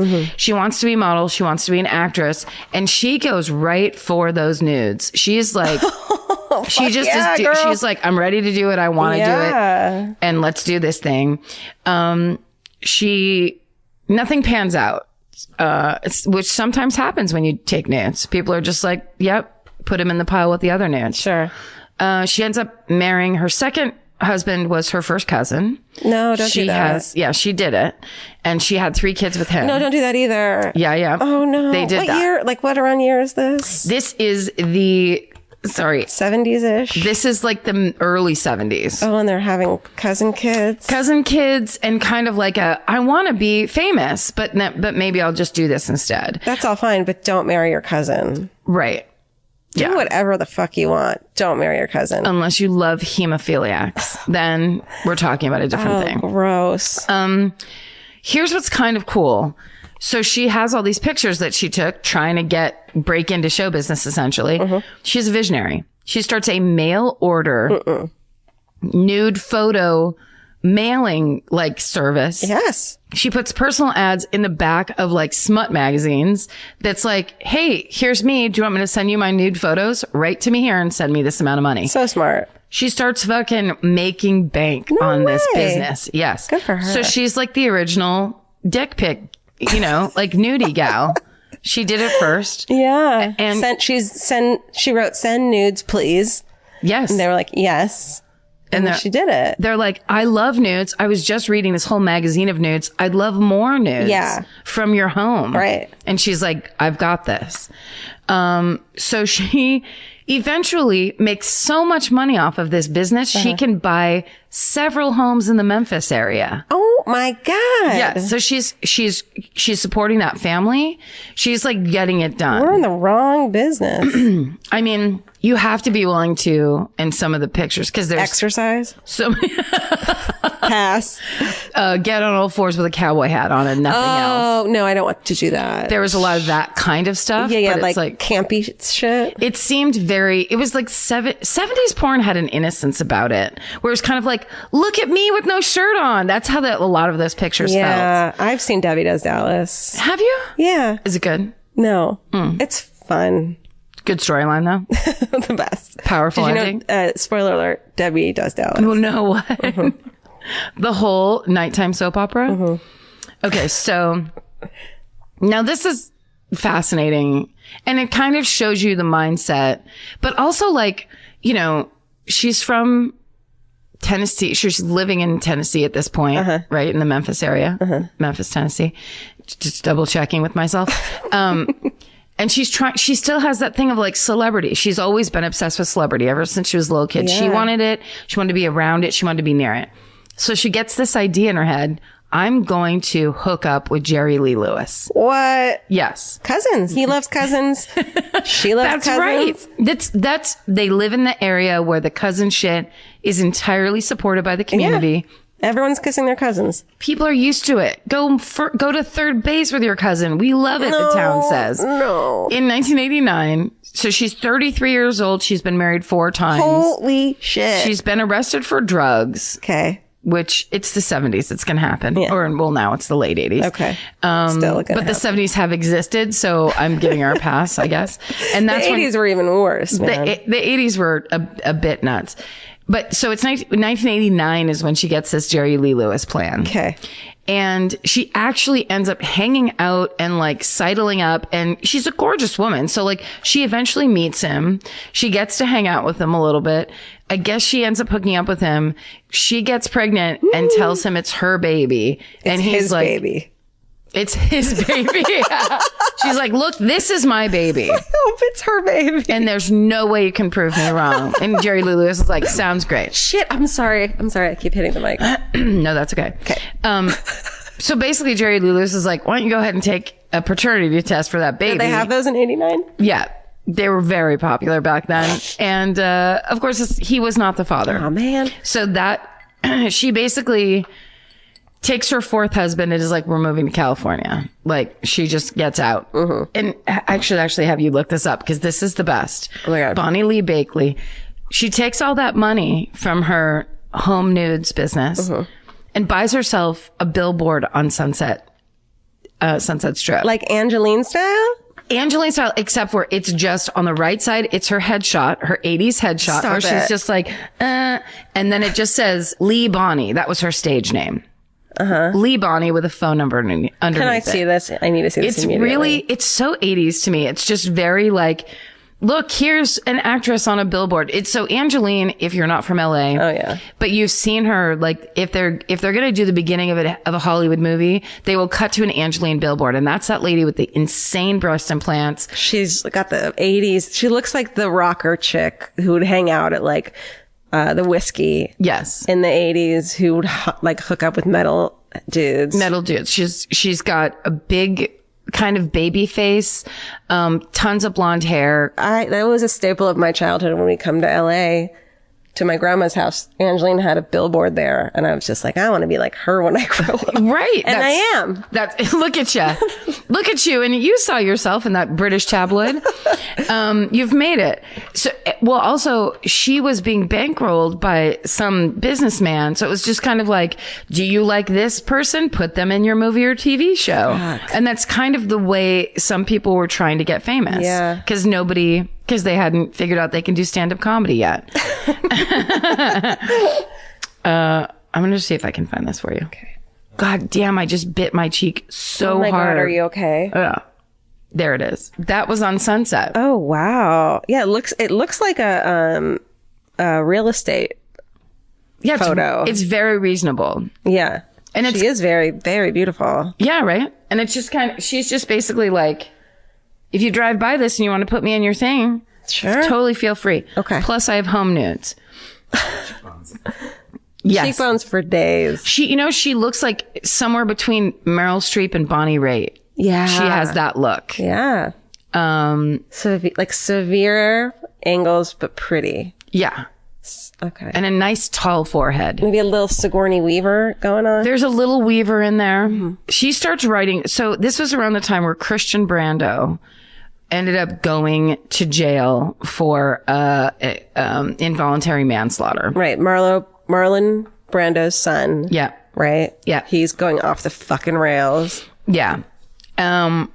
That's a whole other, I didn't even want to get into it because I'm like, ooh, we should save that one because that's a whole insane story. Totally. These Hollywood murders. But, so he's in jail. So she's one of those people. She starts writing him letters in jail, sending him homespun nudes. Absolutely. He's like, this is great. Thank you so much. And when he gets out of jail, they start having a relationship. Oh shit. Yeah.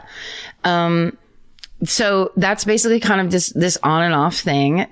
A lot of people in this special say like they're seeing each other or whatever. Like, we get it. We know what that means. In a van in the alley behind the jazz club. Oh. But then when she's seeing Christian Brando in real life, that's when she meets Robert Blake. That's where that story overlaps. Okay. So Bonnie kept flying back to Arkansas to pick up her mail because apparently when she lived in, she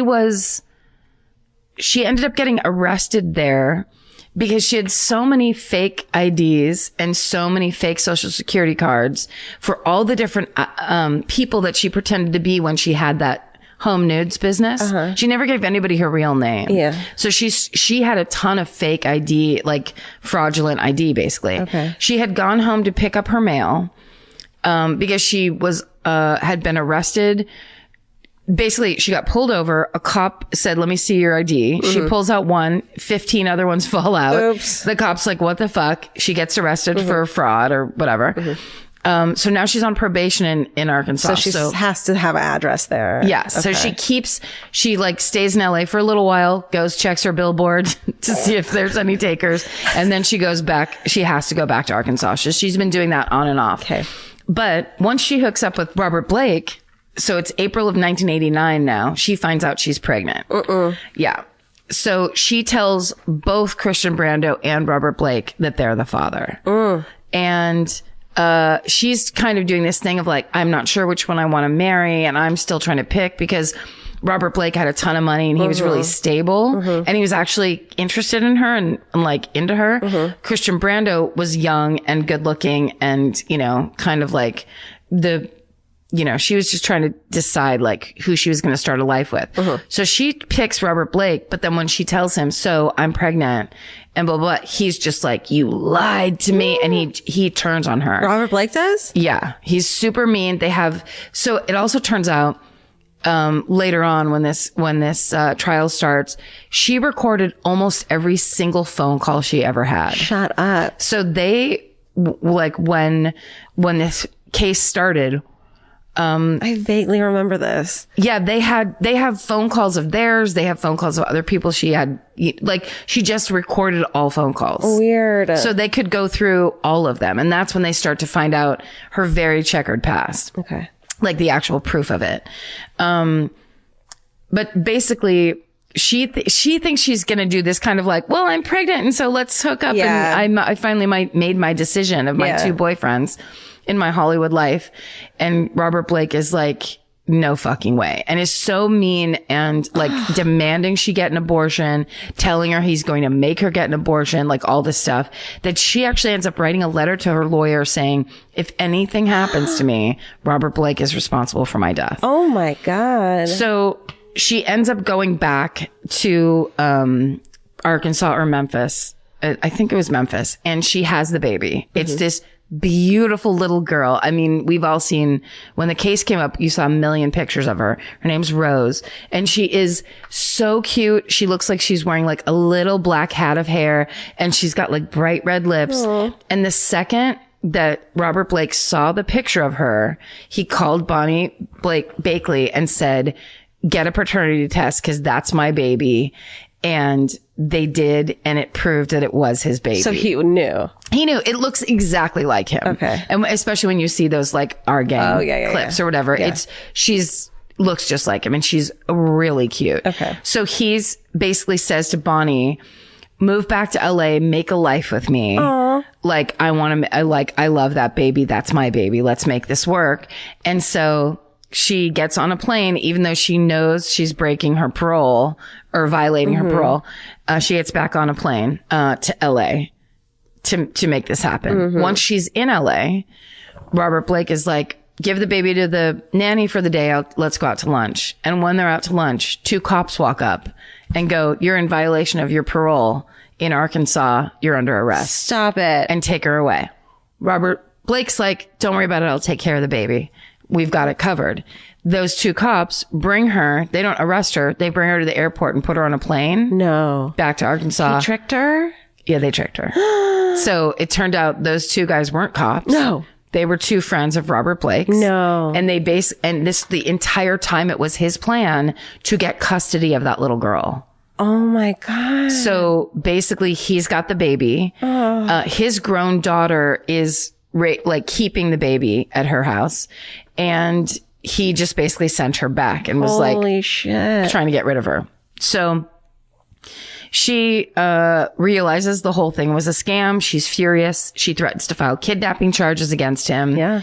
So they start to work on a deal because she's like, I will like throw the book at you. Yeah. And the deal is she agrees to drop the charges if he'll marry her. Shut up. So That's the most romantic thing I've ever heard in my life. this is, remember the story you told about the guy writing the girl's name on the thing? This is better. Sending it to a planet. Can you imagine if a man... So how'd you guys meet? What if you're like, so how'd you and Vince meet? Well, I tricked him. I threatened him with kidnapping charges. He retaliated, of course, and then I made him sign a piece of paper that said... But in the end, we were meant to be. He didn't love me. And I'm never alone with him because I'm scared of him. What the fuck? So crazy. So in this prenup, it was like she was allowed to see the baby once a month and to see Robert Blake once a month.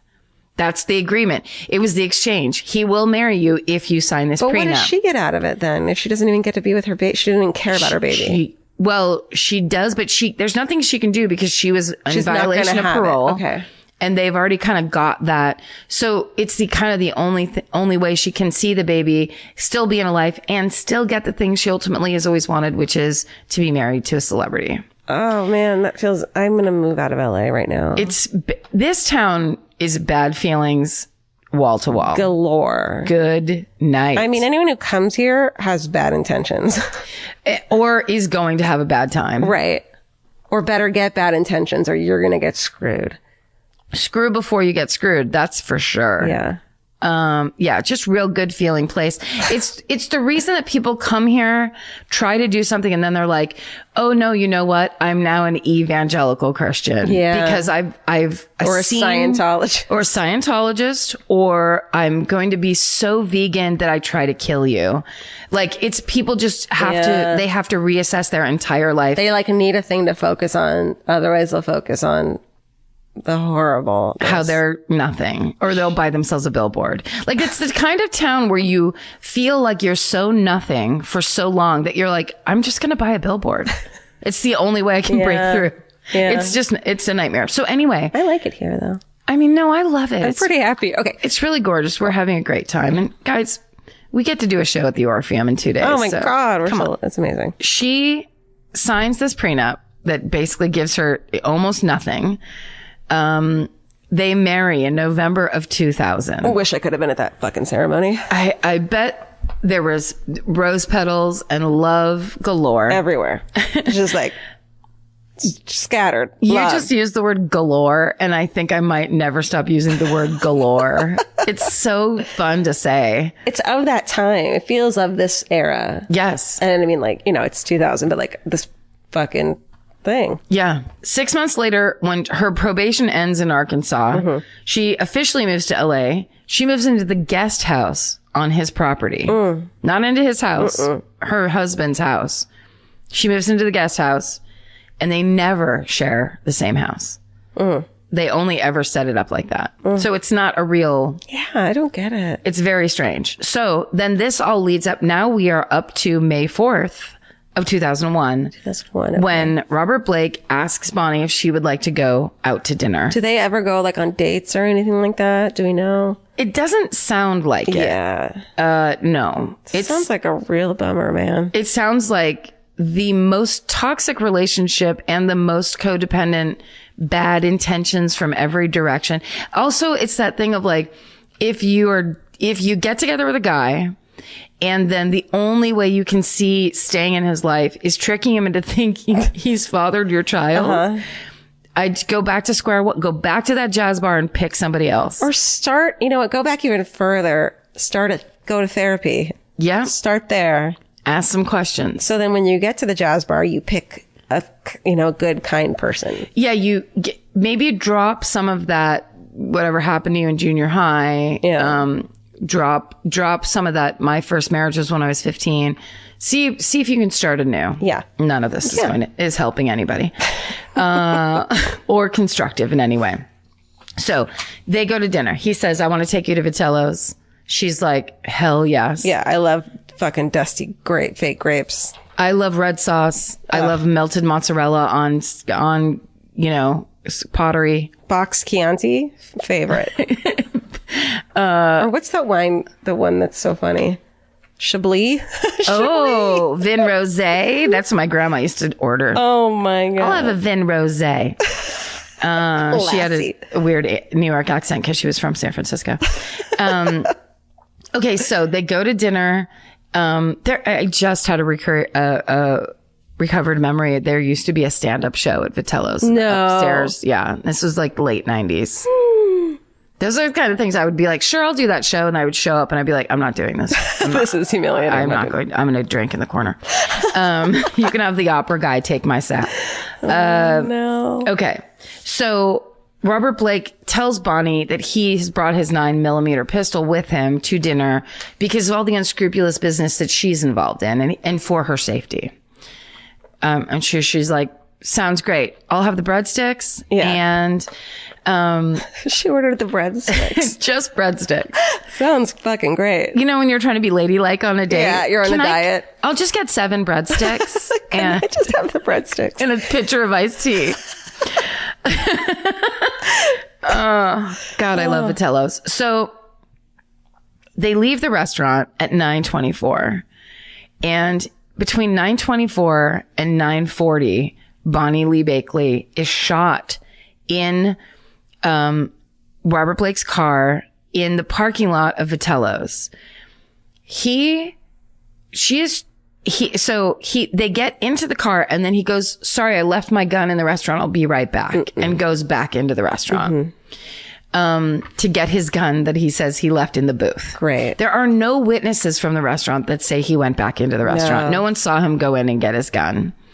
But while he claims, and his alibi is that while she was getting shot outside, he was inside getting his gun. But nobody saw him. No one saw him.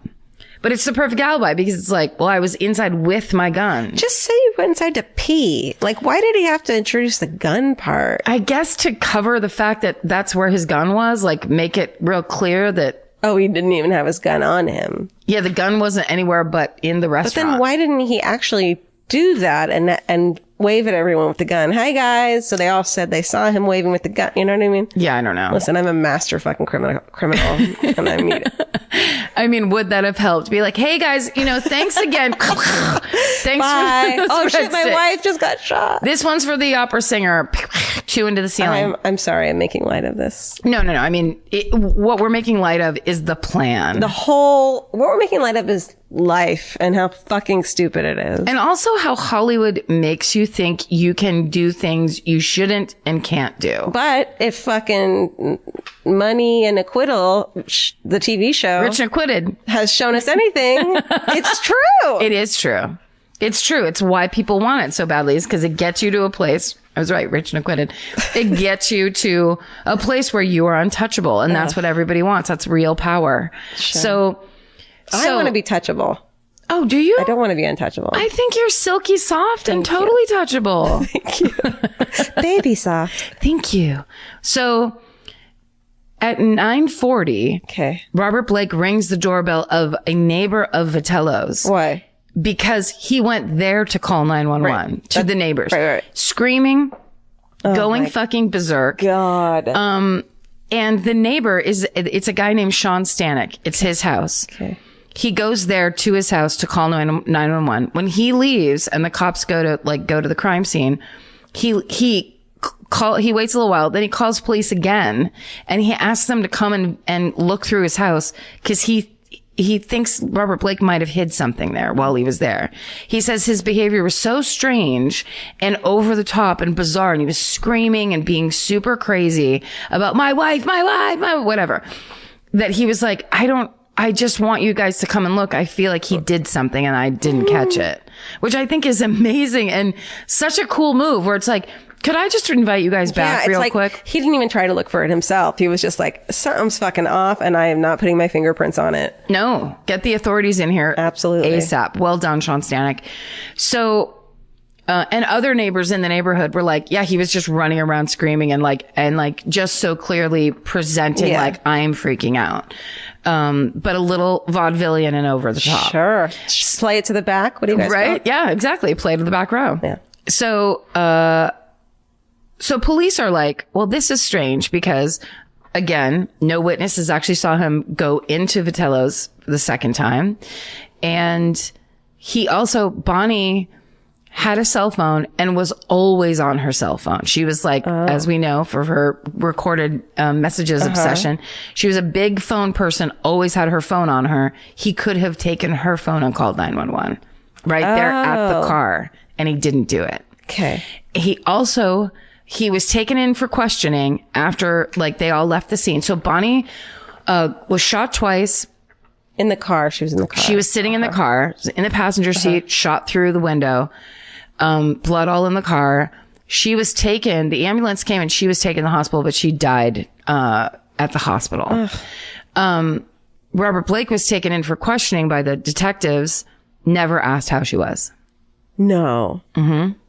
So they were like, yeah, the couple of these things aren't adding up in a big way. They do the gun residue on his hands test, inconclusive. They end up, which is super brilliant idea and like, you know, for 2000s, pretty advanced. There's a dumpster that the car is parked right next to. And instead of going through the dumpster there, they just take the entire dumpster back to like the forensics lab or whatever and go through every piece of garbage piece by piece. So smart. To find anything. And they end up finding this, it's a 9mm, it's a very rare World War II German officer's gun. That's a P38 9mm pistol. No idea. But when they find it, it's covered in motor oil. So they can't get any fingerprints off of it or even or do any ballistics on it. It's just completely ruined. They think intentionally. Yeah. I wonder if that was a fucking plot line in an episode of Beretta. They should have fucking looked that up, man. That's a fucking genius idea. Is Double Jeopardy still a thing? Bring him back. Bring him on back. That is such a good idea. I wonder if anybody looked up all the episodes of Beretta and just been like, this person did this, person, this was the plan. Sure. Okay. The next day, he lawyers up immediately, of course. And the next day is when the lawyer starts releasing the phone call tapes of Bonnie, starts trashing her. Like he had a whole, basically kind of like a media thing ready. That has nothing to do with it. Well, it's what it is like they were trying to build the case that she had enemies all across the nation, that she had conned men all over the place. And there were lots of people that were her enemy, not just Robert Blake. So as bad and contentious and horrible and loveless and nightmarish as this marriage was that she had just entered into, perhaps wasn't the only suspect that should have been looked at. Right. Okay. And they find out that they start, like when they start listening to these phone calls, they start finding these old men all around the country that they thought she was they thought she was their wife. No. They thought they were married. She was married to lots of people. Shut up. She got married a lot, and she would take out life insurance policies on them. And she also had them change their will to include her in. Stop it. Yeah, that happened. That was a couple of them. Now, this was in Rich and Acquitted, but this also was all the information that the lawyers just like anybody to listen to it. They'll tell that story. One person theorized that she had been married over 25 times. Holy shit. But the provable amount, she was married 9 times for sure. Oh my God. Yeah. Okay. So at some point, like in this process, Robert Blake fires that initial lawyer and he hires Thomas Mesereau. You've seen him on tons of true crime things. He has strange, like, little Dutch boy hair, but gray. Okay. It makes very little sense. And he's the guy that defended Mike Tyson and Michael Jackson. So you've seen him on the news. Okay, sure, yeah. Yeah.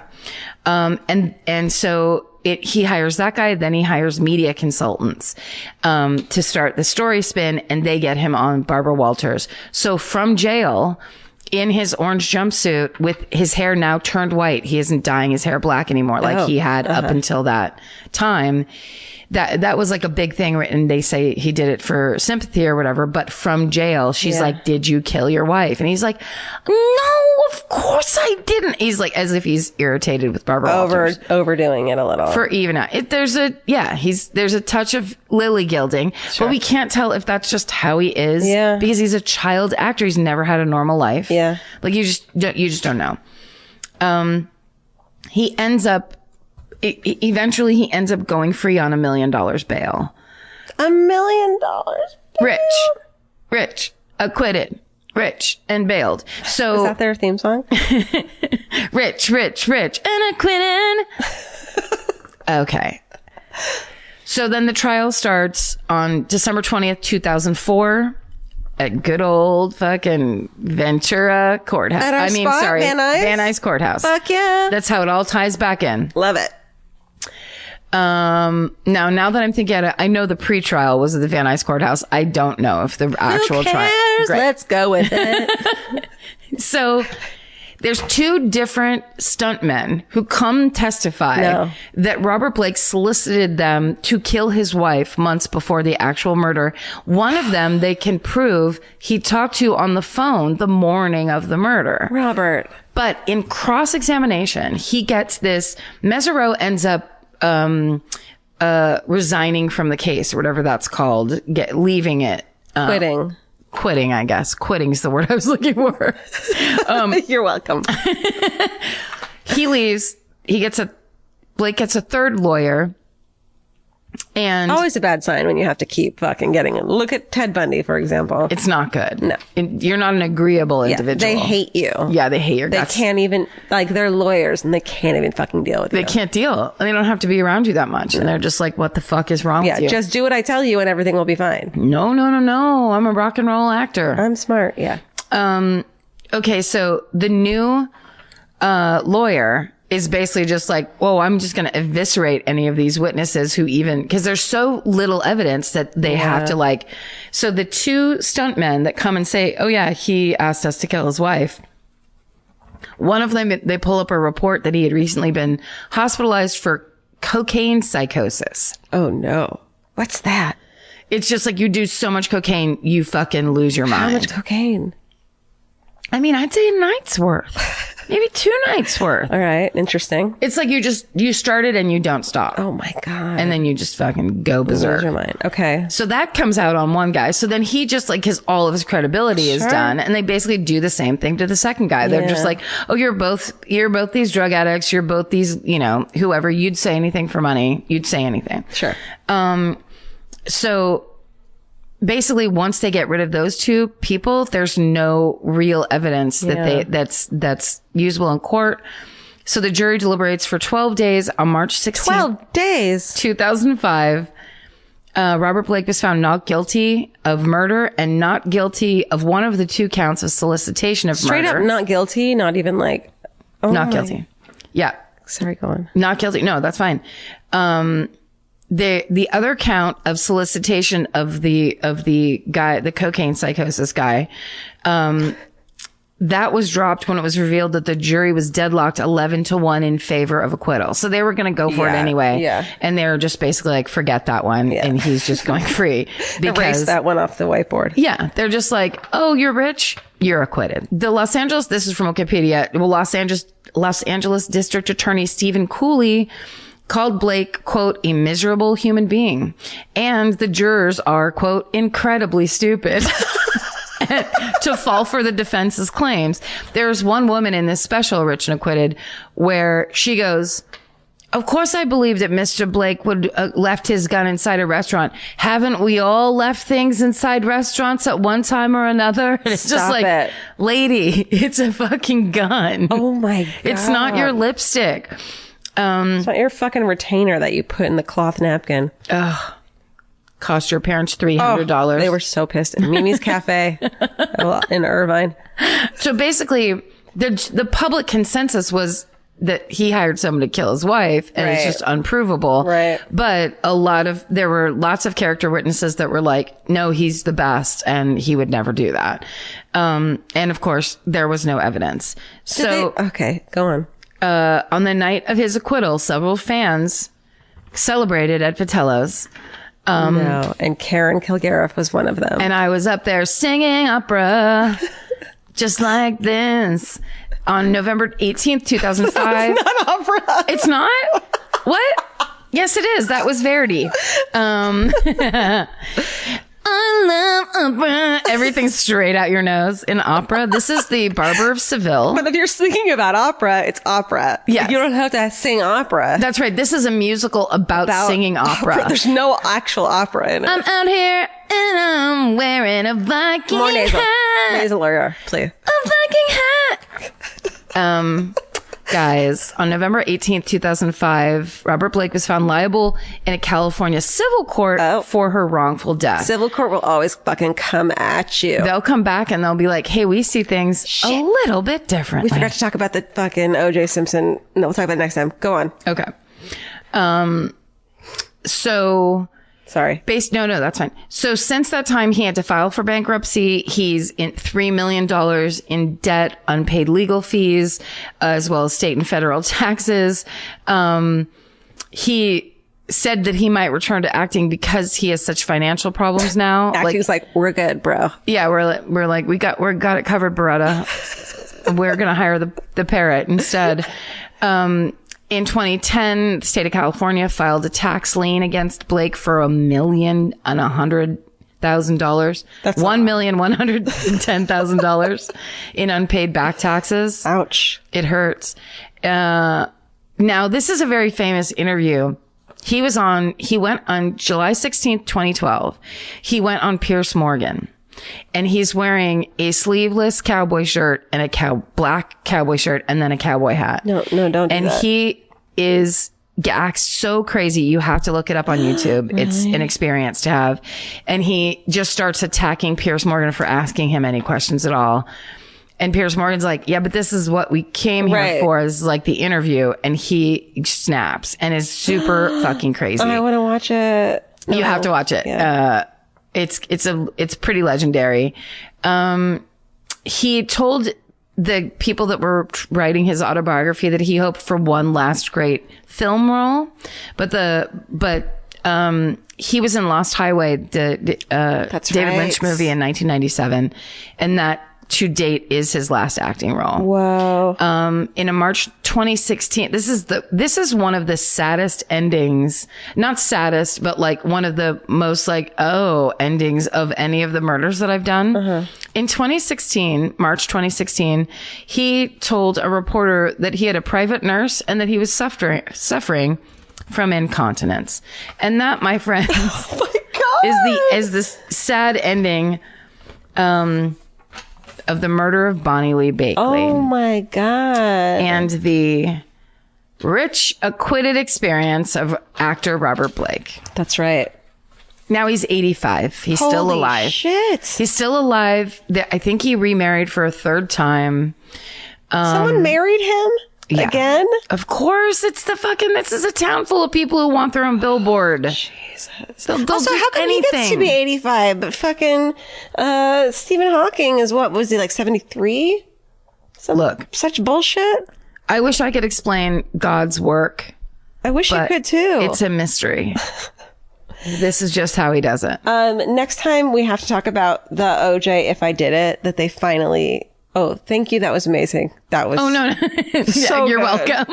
That was so... I don't want to call it fun, but it was a wild ride. You know who he's always reminded me of is the dad from The Staircase. Like, just creepy in that way. Yes. Whatever. There's definitely an energy about him that but you can't tell. Actors are so creepy. They're so creepy. That it's like, It's like, is this the real you or is there another real you? Are you acting or do you ever know how to not be acting? Right. And you just think feelings are weird masks to put on so you can manipulate people. Right. Like instead of actually having a real time experience. It's like, here's how feelings look like and sound like. Oh, Italy. I love this place. My gun. Abundanza, everybody. Pizza for one. Type of shit.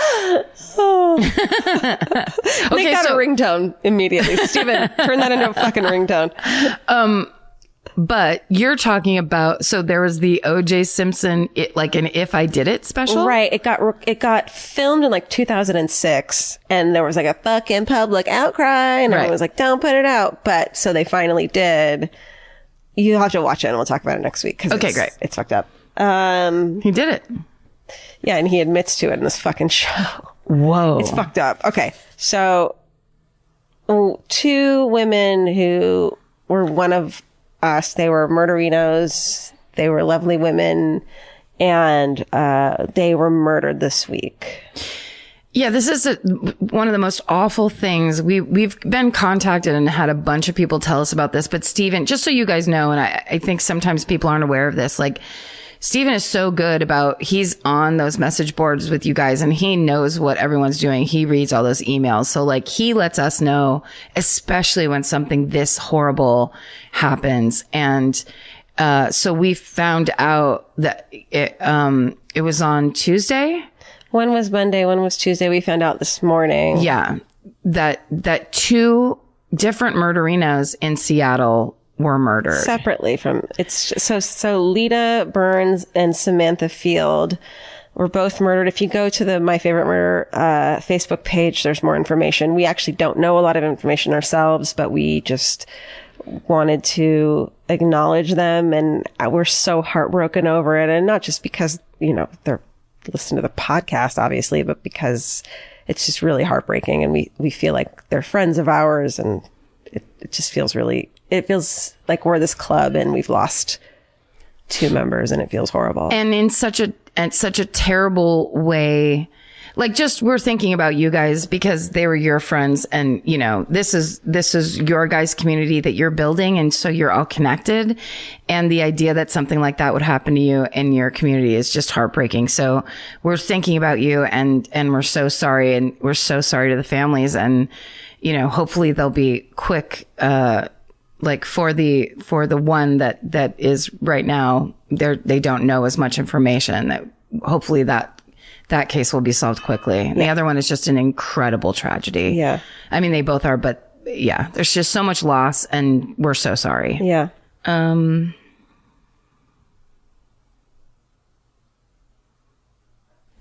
Okay. So my positive thing this week, I just want to give this shout out to this movie that I can put on in the background, and Vince and I put it on at night when we get home from going out and we just want to watch something, and it's just, you could start it at any point and it just makes me so happy. It's called Los Angeles Plays Itself. Oh. Have you seen it? No. It's so good. It's a documentary about Los Angeles in the movies. Ooh. And it shows all the old school movies and all the places and things in Los Angeles in the background, like Rebel Without a Cause, all these places. And it's just this really lovely, lovely thing to put on as a nice distraction. And you can just watch it and enjoy yourself. I would love to see that. It's so good. That's really funny. After all the shit we've been saying, that's like the perfect thing to say. It's like, no one, but it actually is really pretty. Los Angeles Playing Itself. Yeah, I bet Beretta's on there. I think he was in New York.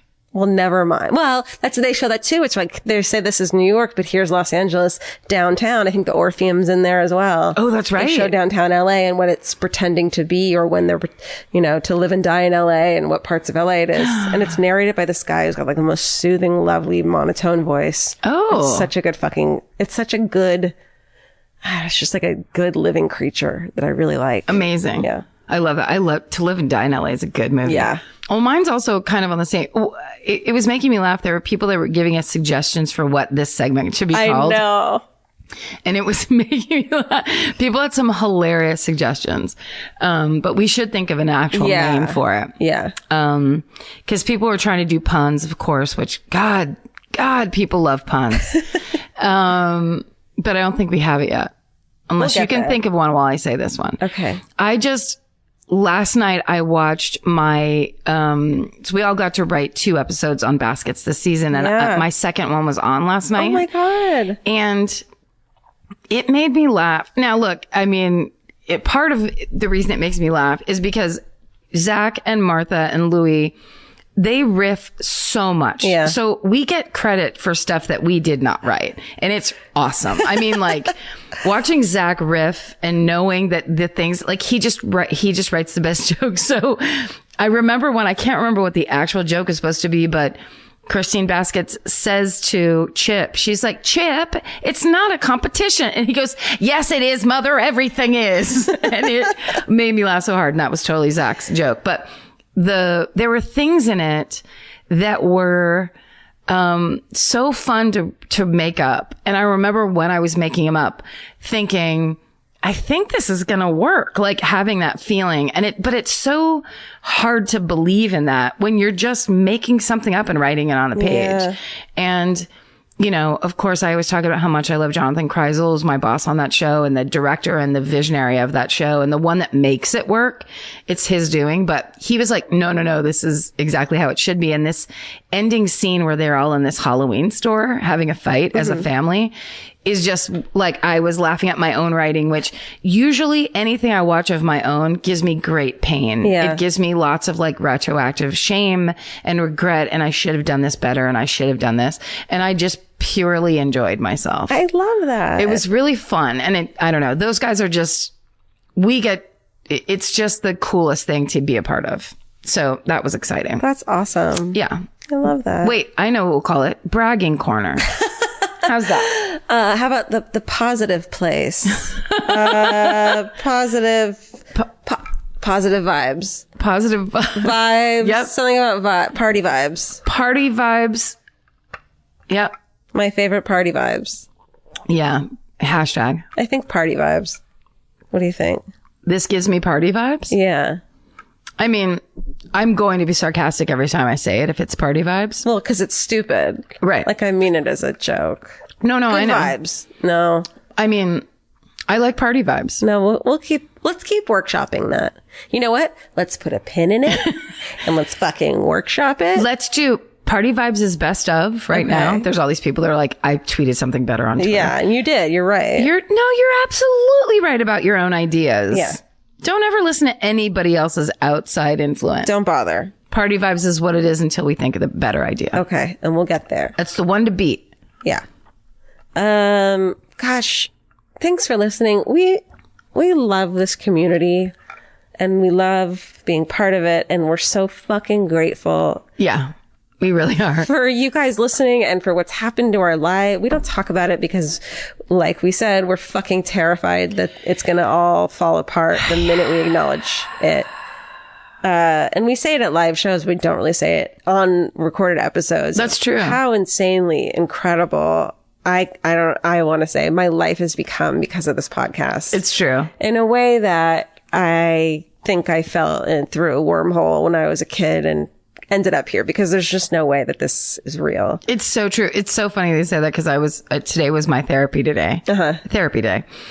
Which is when I get especially like raw and kind of like, what am I saying? Yeah. But I did have a moment where I told my therapist, it really does feel like everything has come together. It's like, it's that feeling like at the end of A Prayer for Owen Meany, where all of a sudden he understands why he was doing that trick shot with his friend the whole time. Cause then they're in the war together or whatever. Yeah. It had that feeling of like, the stuff that you and I have been doing lately where I'm like, oh, I've been trained for this. Yeah. I kind of know what I'm doing here. And it finally makes sense. Like, I don't know. It's what we're saying is thank you. Thank you guys for listening. Thanks for being a part of it. We're having the best time. We're glad you guys are having the best time. Fucking hooray. We're so grateful and stay sexy. And don't get murdered. Bye. Bye. Elvis, you want a cookie? Oh, yeah. You want a cookie? Good boy. Want a cookie? You got it. I know, but there's more. There's a better one. I'm sorry. Just keep saying it. I'm such a stage mom.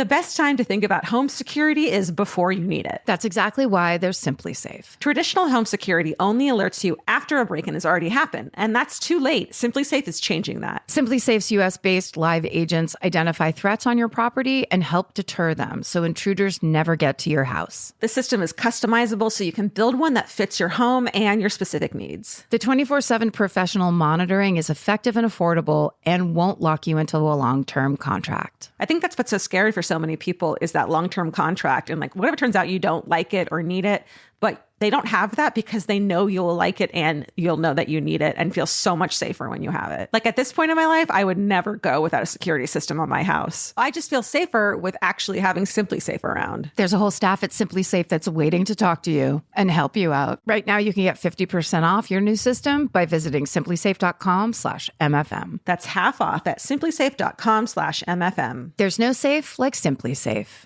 Goodbye. Vacation planning should feel like a breeze, not a deep dive into countless travel sites searching for the best deal. With Cheap Caribbean's Budget Beach Finder, you can search every destination and every date all in one search. You'll save time and money with the Budget Beach Finder. Say goodbye to endless scrolling and tab hopping and hello to Budget Beach Bliss at your fingertips. Go to cheapcaribbean.com to try out the Budget Beach Finder and see just how stress-free vacation planning should be. Goodbye. Capture your favorite summer feeling with Pandora Jewelry. Discover a collection inspired by the sunshine, freedom, and moments that make the season unforgettable. From sun-kissed metals to personalized pieces ready to be engraved with your summer mantra. Each design moves with you from beach days to golden nights and every memory in between. Shop Pandora Jewelry's new summer collection in-store or online at pandora.net and let your summer unfold. Goodbye.